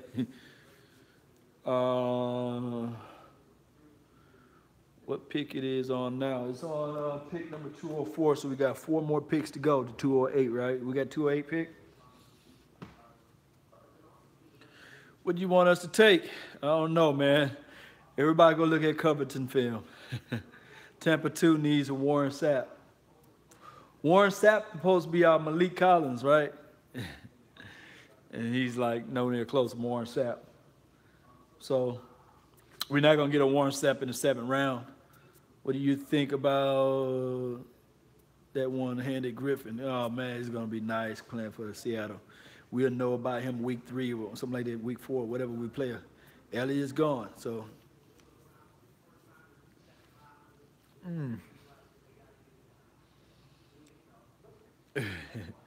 20 push-ups, man. I'm trying to. Yeah, need to do my 20 push-ups. DT. EQ St. Brown. We need to go ahead and get St. Brown. Houghton, Hill, or Puna. Give me Puna. Because I just made a little speech about needing somebody in the middle. They probably won't even make the team. Best defensive tackle available. We got Schultz. I think that's how you say his name for tight end. Bo Scarborough. Did he go to somebody yet? Pick up Bo. One can argue and say Bo and Rod is pretty much the same person, right? But Rod would probably be more finesse than Bo. Bo's more physical.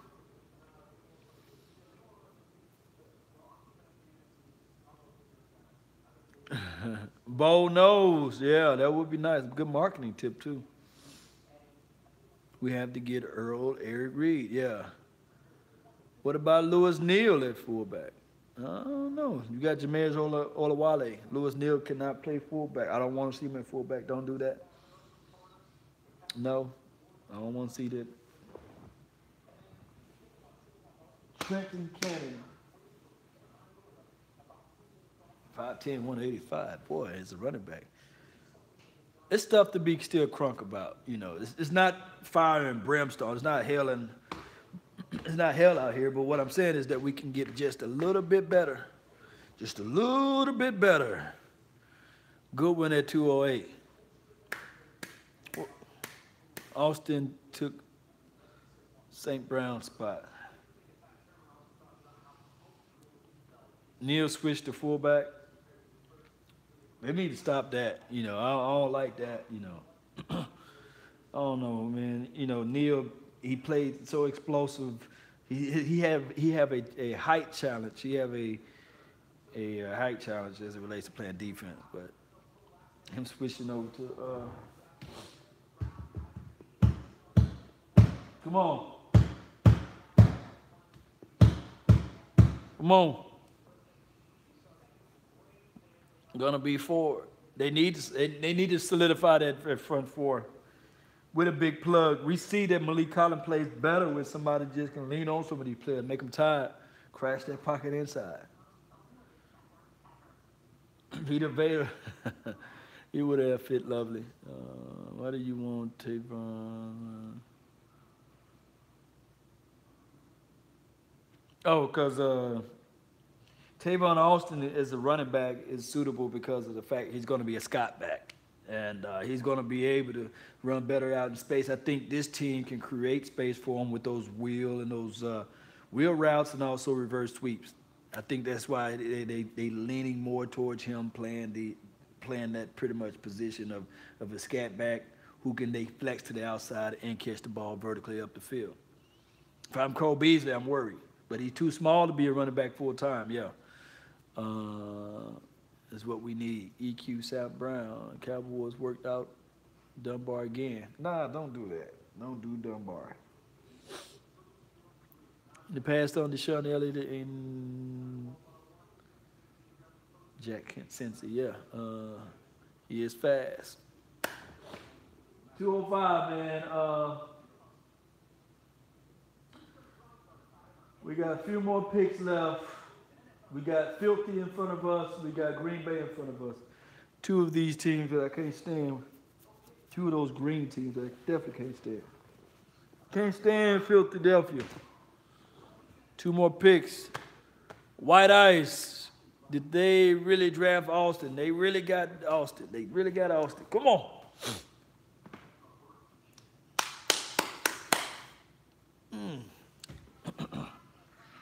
Let's go. Let's go. Let's go. Let's go, Cowboys. I've been in the house all day. Draft flash all freaking day.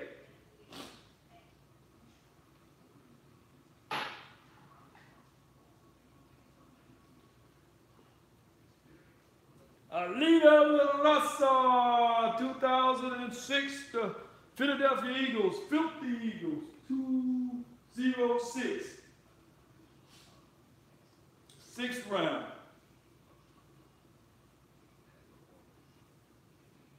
First team to win the Super Bowl with a backup quarterback since 2001. Patriots. They putting all that information out there.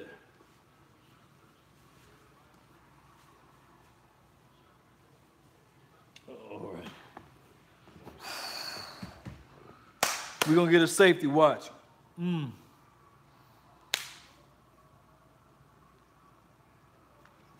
Okay.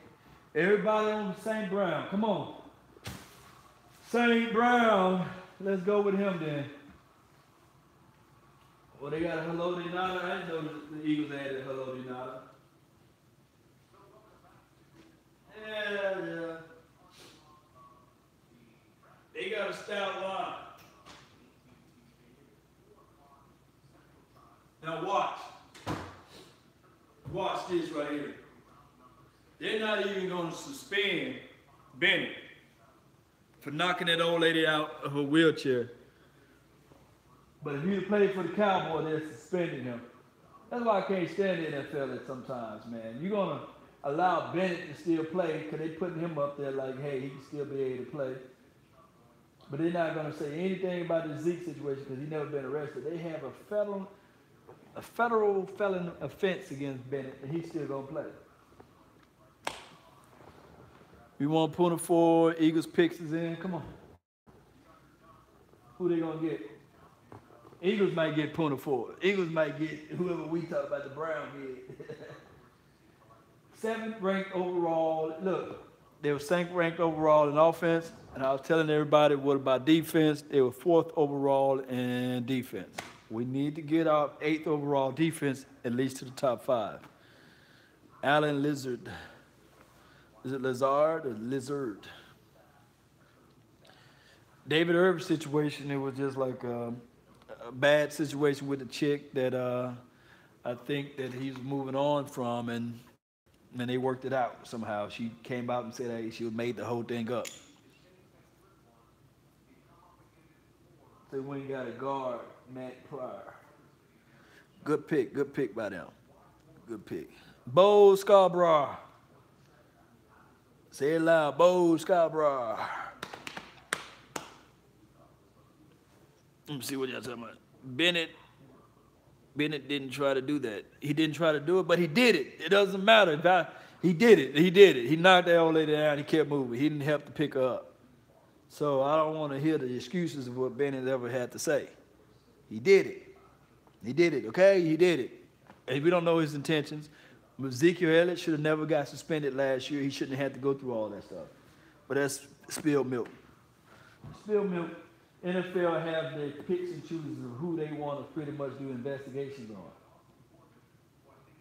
Because Jarvis Landry didn't try to shove his old lady back into that car and push her physically. All of a sudden, he gets skate-free. I can't make this stuff up, man. Can't make it up. So we're next. Puna forward. Puna 4, who we got? Puna 4, Houghton Hill. Chris Warren, I should be worth looking for.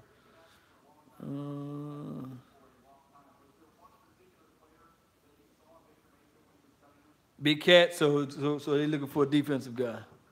How the Cowboys are looking.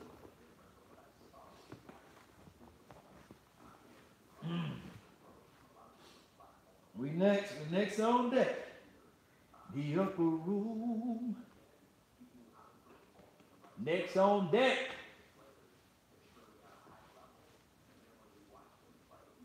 Seven and 9. Look, the Packers went 7-9 last year, third in the NFC East, North, I'm gonna say. If the Cowboys were in 7-9, boy, we talking about us now. We 9-7. I can only imagine. They signed Jimmy Graham this offseason, which was good.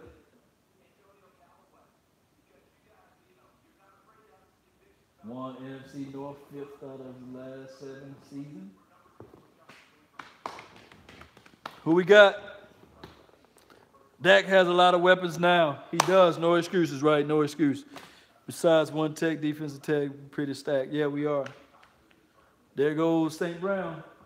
Hey, there you go. 6'4", 214, 4.40, 4.40. There you go. So we scratched him out of the board. Green Bay Packers, they got the guy that everybody wanted. He got the guy. Green Bay does look scary, Super Bowl or not.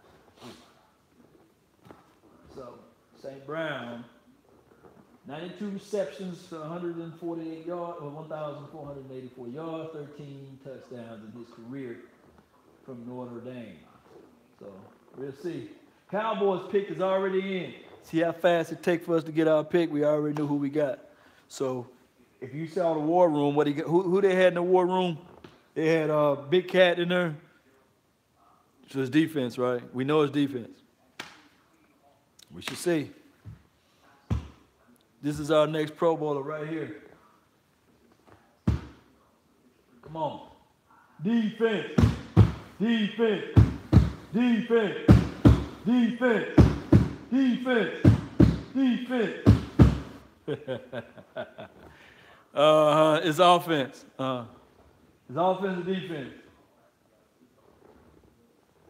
Telling y'all all this year I want to hear us saying LVE, LVE, LVE, LVE.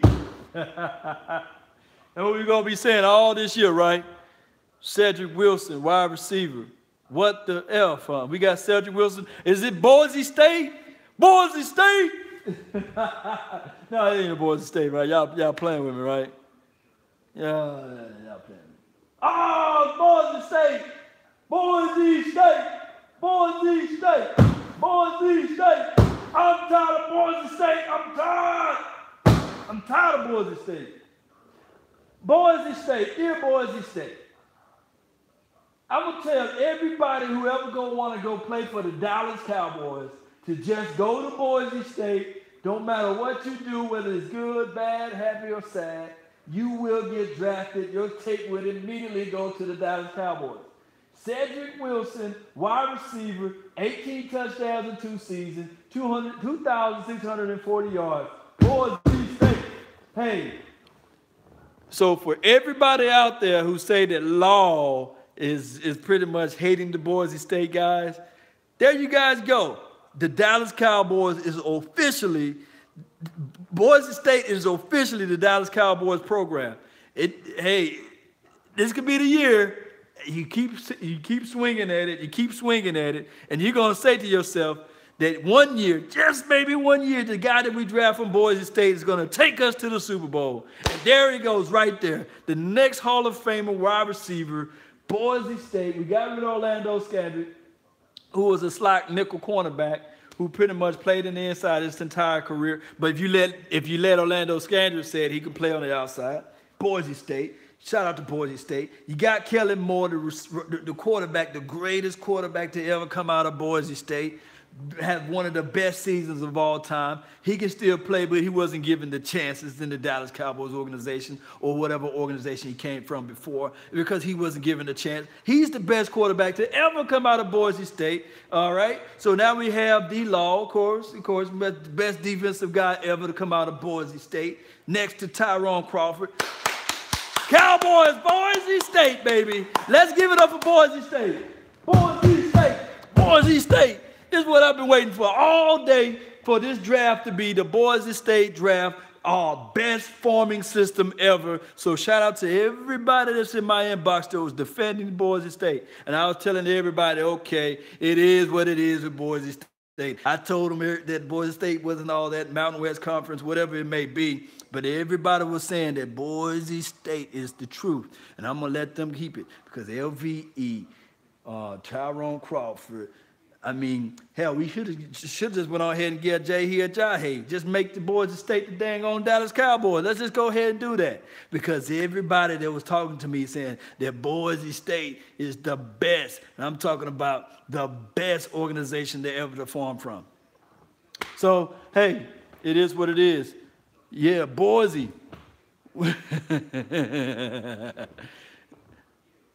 Hey, he had more yards than Dez, right? Oh, man, here it goes again. But it is what it is. We got to love our pick. Boise State. Boise State. Cedric Wilson. He's the next. Cedric Wilson is the next Jerry Rice. He's the next Jerry Rice. If I'm KD Cannon, if I'm Lance Lenore, if I'm any of those guys that's on this roster, if I'm Noah Brown, then hey, you guys gonna have to make this team. Zach have 0,000 excuses now. They loaded. Hey, now let's think about this. They neglected the fact that we needed some type of help and safety, and they neglected the fact that we needed to show up and show up this doggone front line, this front four. Now there's still the off-season stuff that we can do, like far as undrafted free agencies, or undrafted whatever draft picks, whatever. What do they call it? Undrafted free agent? You know, A+ draft guys. Yeah, A+ salute, man. There's still veteran safeties out there. You got your Eric Reed. You got Trey Boston, I think he's still out there. You got Kenny Vaccaro. You got Starler Tuale, I think he's still out there as far as defensive tackle or one technique, who can play 0-2 as well. And then you have, quote-unquote, Hankins. He's still out there. So we got some people that we can still put together in this draft. We must be getting early. That's the only thing I can say. Great value pick, and Wilson. Gene, Byram, hey. I think they had EQ at that spot, but the Green Bay Packers picked him up before that, because I really think that Cedric can play he can run some good routes. He's a good route runner. Kellen Moore is an assistant head coach in 8-8 season. Guys, let me know. I'm gonna talk to you guys. I'm gonna turn my chair around, my little bench around. I want to know. I want to know what you guys really think about Boise State. Even if you went to Mountain West Conference, you played in that conference, what are your thoughts on Boise State? Give me your true analysis of Boise State, just alone, because that's the only college that we tend to just overpick from. Just let me know. And I'm not just talking about the picks in general, but just let me know of what you guys think the reason why the Dallas Cowboys have an enamored deal with that organization. Just let me know why. Because they're irrelevant, you know, okay. Bluefield, because they have Bluefield, okay. Somebody, come on, give me some reasons. Give me some reasoning, because everybody have reasonings. Why the Dallas Cowboys are intrigued, that's the word, intrigued with Boise State. Why? Why? 236 next pick. It's 211 right now. If it's another Boise State guy, I can just run out the door. Because of Orlando and Lawrence. Is that the reason why? Help me out. Help me out. Well, help me out. Because of Kellen Moore, Linehan is from Idaho. No, because no one drafts them. No one drafts from Boise State, right? But I had the Boise State's apologists to come almost try to damn near crucify me for this. So, since Boise State is so great, and they named off a lot of people like that I couldn't even have to really Google. And then Ryan Clady. They named a lot of people from Boise State. But this is the only team that we pretty much just draft from, you know. Boise State is so many players from, why don't you? We might as well make all turf blue. That's a good idea. I don't even know where Boise State. If I was to get drafted, if somebody told me to go to Boise State College, I won't even go. I would turn down an offer. I wouldn't even go there. Even if I wouldn't even find myself in Idaho. I wouldn't go to Idaho. I just won't do it. I just can't do it. I don't care if they say, hey, Law, you give me a full ride to Idaho. You're going to get a full ride. Your college is going to be paid for. I'd rather pay for my college somewhere else. I'd rather change my whole major. But, you know, people fall in love with Boise State. My bad since 2007. Chilo Da Vinci, you know. What pipeline are we getting these Boise State players from? I would tell it, stop lying. No, I ain't lying, because I can't get caught playing out there in Idaho. You know, I don't know nobody. I don't know. Come on, there's other reasons why I won't go to no dang on Idaho. You know, I already know. You know, I'm just not going to go out that way. A Southern guy like me, I'm just not going to go out there. You know what I mean? But just tell me, guys, not just to talk about Boise State, you know, but what is going on? What is going on? Potatoes, man. Oh, buddy. Hey.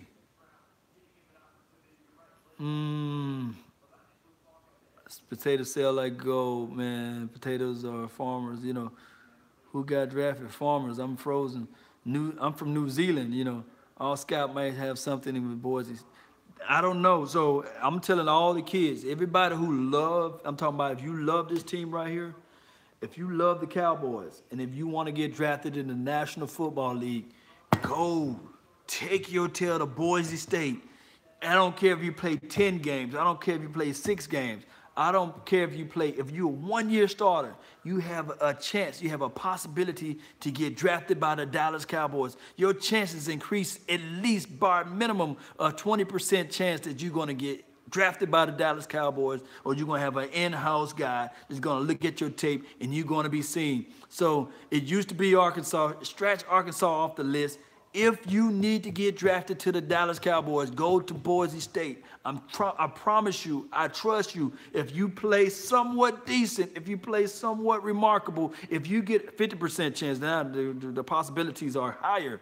Because out of this draft alone, and if you take this draft and the previous draft that we used collectively there, that number may be up there. But if you want to get drafted by the Dallas Cowboys, you take your tail to Boise State. It's just the bottom line. I don't care what nobody can tell me, because I'm convinced this is not an opinion. This is now facts. This is now truth. If you want to play for the Dallas Cowboys, you take your tail to Boise State. If you want to get drafted, basically, if you want to get drafted, because if you want to get drafted, or if you want to get cut by another team and you still want to get picked up, your percentages is going to be higher if you played for Boise State versus any other team out there in this union. If you go out and you show up and show out in the Mountain West Conference, regardless of what anybody does in the SEC or what anybody does in the Big Ten or whatever the Pac-10, it doesn't matter. You take your butt to Boise State, you will at least be guaranteed seen by a scout. You'll be guaranteed a plug for the Dallas Cowboys, and that is facts. It's not even an opinion at this point. If at one point it was an opinion, now it's facts. And then even if you get, this is the other thing, this is the other part of the conundrum. Even if you go from Boise State and you get drafted by another team, you still have a chance of getting drafted and picked up by the Cowboys. Now, on top of that, to add the extra sprinkles to this, even if you play average at best, a la Orlando Scandrick, you still get paid with some guaranteed contracts, a la Tyrone Crawford, meaning that even if you do decide to play for the Dallas Cowboys or any other team, if you get cut and then the Dallas Cowboys pick you up and you're from Boise, you will still get guaranteed to get paid. And then on top of that, even if you don't get the chance to get paid, you become an assistant coach for the Dallas Cowboys. So there you go. You can be an instant millionaire if you go and decide to turn in your papers to go play for Borden State. Borden State. It's not Borden. Boise State. You go play for them, you'll be an instant millionaire. All you got to do is show up on some plays and show up and show some tape. You'll be an instant millionaire. You'll be an instant millionaire. Boise, where dreams come true. So if you like this team, I can be a recruiter now for the Dallas Cowboys. If you like this team, go to Boise State University. You will be seen. I got to be at this point because I love my Cowboys. So I'm telling all the recruits out here, I'm telling all you guys, you don't have to be playing shoot program at Pelican Bay. All you got to do, all you guys, go to Boise. You're going to get drafted. You're going to at least get your tape recruited. Your recruitment tape, your highlight tape is going to be seen if you go play for Boise State. Hey, what's that dude said? I guarantee, I guarantee if you want to play for the National Football League, you go to Boise. You show up and you show out. All you got to do is you have to have one good year. One good year, that's all it counts. It takes. It's weird in a sense, man. And shout out to Boise, man. Shout out to all those who out there who went to that school. We better sound Hankins. Look.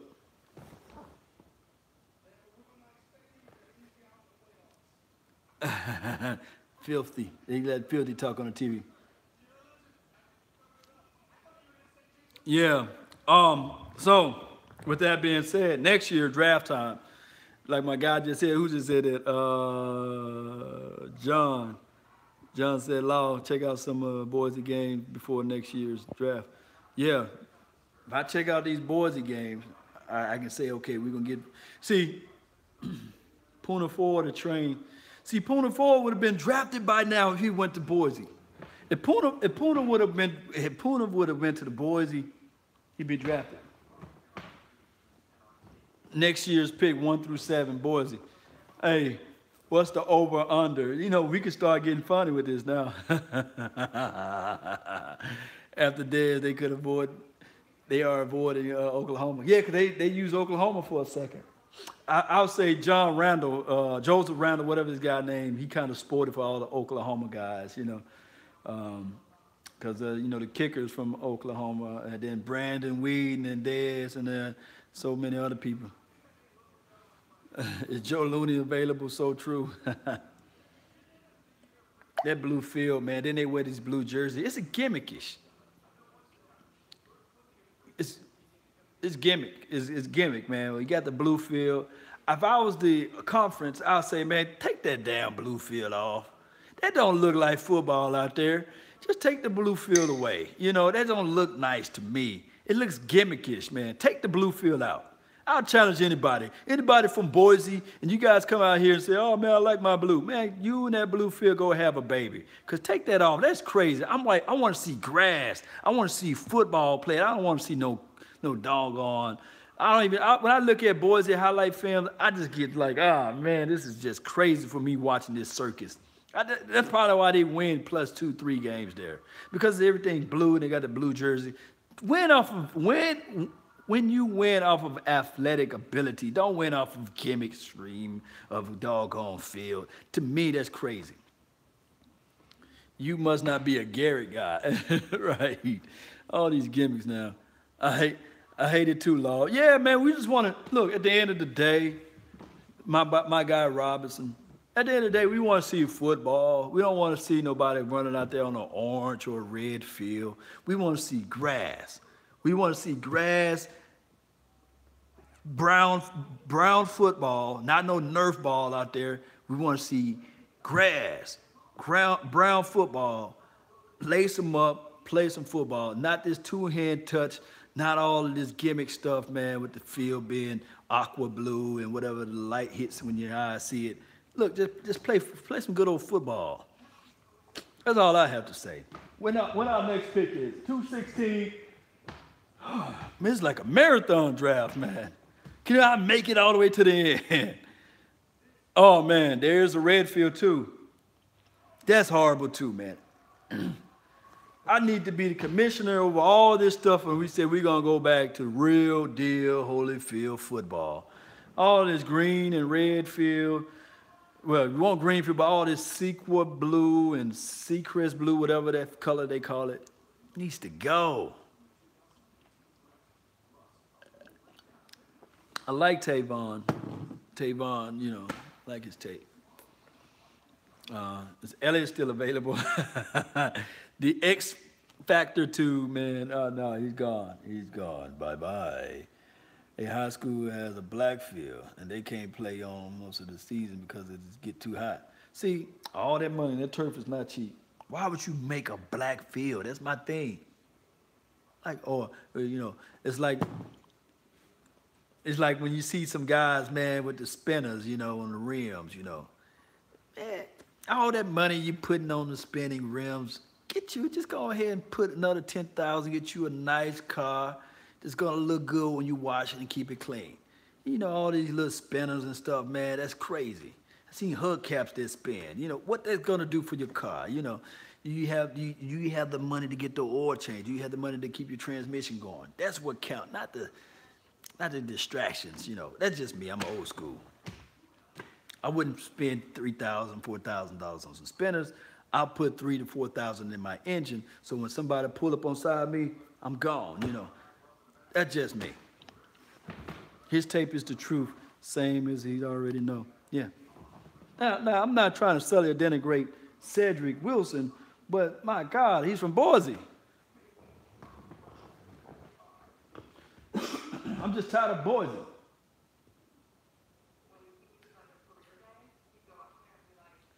Melissa Fitzpatrick, making moms proud around the USA. Kellen Moore equals the GOAT. Boise State. Look, I done call somebody's name is Boise in here.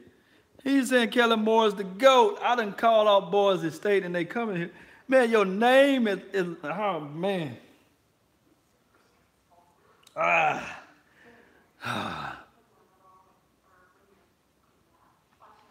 Hey, the funniest thing in life, I seen a guy with like those 26-inch rim spinners, and he flew around and get that flat, and he got to put that little donut on there. I mean, like, come on, bro, come on, you know what I mean? You riding around with the donut on, bro. That ain't nice, you know. Kellen Moore equals noodle arm. I mean, people priorities. Life is about priorities, man. You could have took that 26-inch rim and invested it in a stock and set back look, instead of buying the rim, you could have taken that $3,000 that you put on the 26 rim and invest in the stock portfolio of that company that you bought the rim from. So now when all the other suckers go out and buy that rim, you getting the percentages of the profit. Now you making money. Now you sitting around saying, okay, glad I don't have that note. Glad I'm not outside of the road because I got money. Now, of course, I do know that the easy flow money, people out there got the plugs and all this stuff. Yeah, it's cool. But what Jay-Z did, what all the big guys are making money, making moves doing, they get in the game, they get out. It's the ones that's on the side of the street that stays in the game. They're sitting there trying to walk around with their chests out and buying all this crazy, foolish stuff and not putting the money back in to make the money, to get out of the game. I'm just telling you guys what I know. Be a part of the fool crowd. Be a part of the flashy stuff. 49 rims come in handy during the flood. But, yeah, that's my boy Maxwell. Yeah, it does come in handy during the flood, but how often does it flood? That's the thing. Do you think Cedric Wilson is good? The X Factor tube? Yeah, I think Cedric Wilson is pretty good. I can't wait to show you guys film. But I'm just going to show all of his away games because I'm tired of watching the film on all his home games. No, I got my homework made out for me this week. We're going to really, to be honest, guys, I'm just playing. But I'm going to really do a lot of good film on Cedric Wilson. Was that... Hello, Law Nation Center. Hello to you. This is from Ronald and D. Aunt T. Anna. Shout out to you, man. Mike White film. It's going to go in the order of operations, order in which they were received. My first film session is going to be on LVE, and then we're going to do Connor Williams. Then we're going to do the kid. Michael Gallup. These gonna all be good, bad, and ugly, of course. I'm not gonna just throw out all the good. I'm gonna show the good, the bad, and the ugly. And then we're gonna go with the other picks that we picked today or what have you. So hopefully I can find them because college film tapes are just hard to find. So if it's too positive on college film, I apologize in advance. because guys I used to use their film from, that draftbreakdown.com, they no longer exist. So if anybody can find me a site that I can either go and pay for it, I'll pay for it. Find me a site where I can go get some film, some college film on, then let me know. But most of the film that I try to do is from NFL.com, Game Pass, and these guys have yet to. All right, guys. All right, I'm back. So I'm gonna have to go run and pick up my daughter. So it's gonna be one of those days, guys. My daughter is not feeling well at the daycare with my sister, so it is what it is. I guess I can finish this up another time. But shout out to all y'all, man, for tuning in to the Draft Talk with me. I think that the picks that we do have is pretty good. Charles Edwards for calling him out, troll. He said he would draft pick for 10 players. Hey, man, Charles Edwards cool, man. I told you. So it's one of those things, man. Thank everybody for tuning in. I'm going to give a quick shout out to everybody right quick, if you guys don't mind. Dilly Dilly, Ty Jefferson, Jonathan Turner, No Dak Ninja, shout out to you. Cantrell, Jonathan Turner, shout out to you. Gene Byram, shout out to you. Who else we got? I know there's some more people in here. Sean Snow, shout out to you.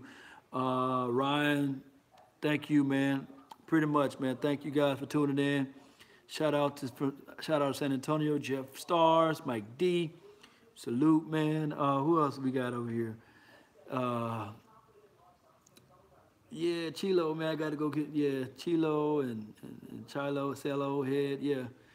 Watch out for the Boise Law, yeah. I told you, man. You got one of the best names on YouTube. Noah Haley, shout out to you. Ty Tice, Bradford. Hey, Law Boise Nation. Hey, man, I might as well go. Anybody want to recruit, go play for the Cowboys, go to Boise. Atman is still there. Hey, it's still a possibility. I got to run. I got to cut the stream short. Man, it's just the fact that my daughter, I got to go pick her up. So far as the streaming for later on tonight, inviting all the fellas over, that's not going to happen either, because now, you know, man. But it is what it is.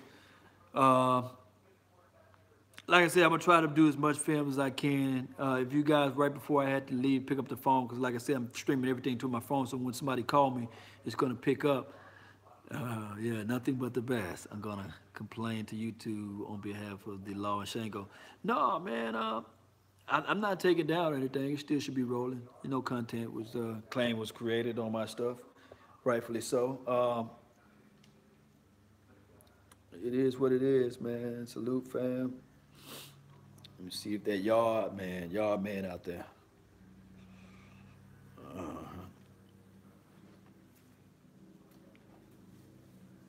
Yeah, ain't nothing different. Who these guys? Okay.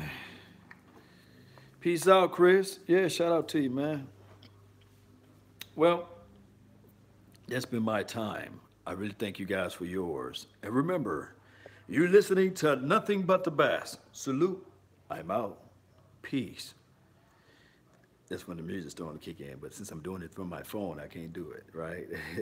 But you guys know, just visualize in your mind that I'm playing God of War right now, music in the background, and then I'm getting crunker, right? Shout out to y'all, especially those who've been following the channel from day one. Shout out to you, and especially those who click on whenever what I'm doing, whether or not it's A1 or whether or not it's just me jumping on ill-advisedly like this. But don't forget to follow Voch Lombardi's page, Mark Holmes, follow Shango, and then follow also Cowboys Nation, Footster King, Joe Rod, and the Cowboys Silver and Blue Nation. Don't forget to follow them and DDP at the Dallas Prospect. Follow anybody with Cowboys content, spread the word, spread the love. We're going to win the Super Bowl one way or another. You guys know how we do this thing. Let's get this thing going. Let's just be positive about these draft picks. We're going to get these things going. And EDP, follow his page too as well. You got to follow some trash Eagles fans to put yourself back into a reality of saying that could be our lives. But this is not our lives because we are the best. anybody, we the best in the NFC East. Don't let nobody ever let you take this star off the top of your head, because at the end of the day, they still looking up. We still got 5 rings. I don't care if it was in the 80s. I don't care if it's in the 90s.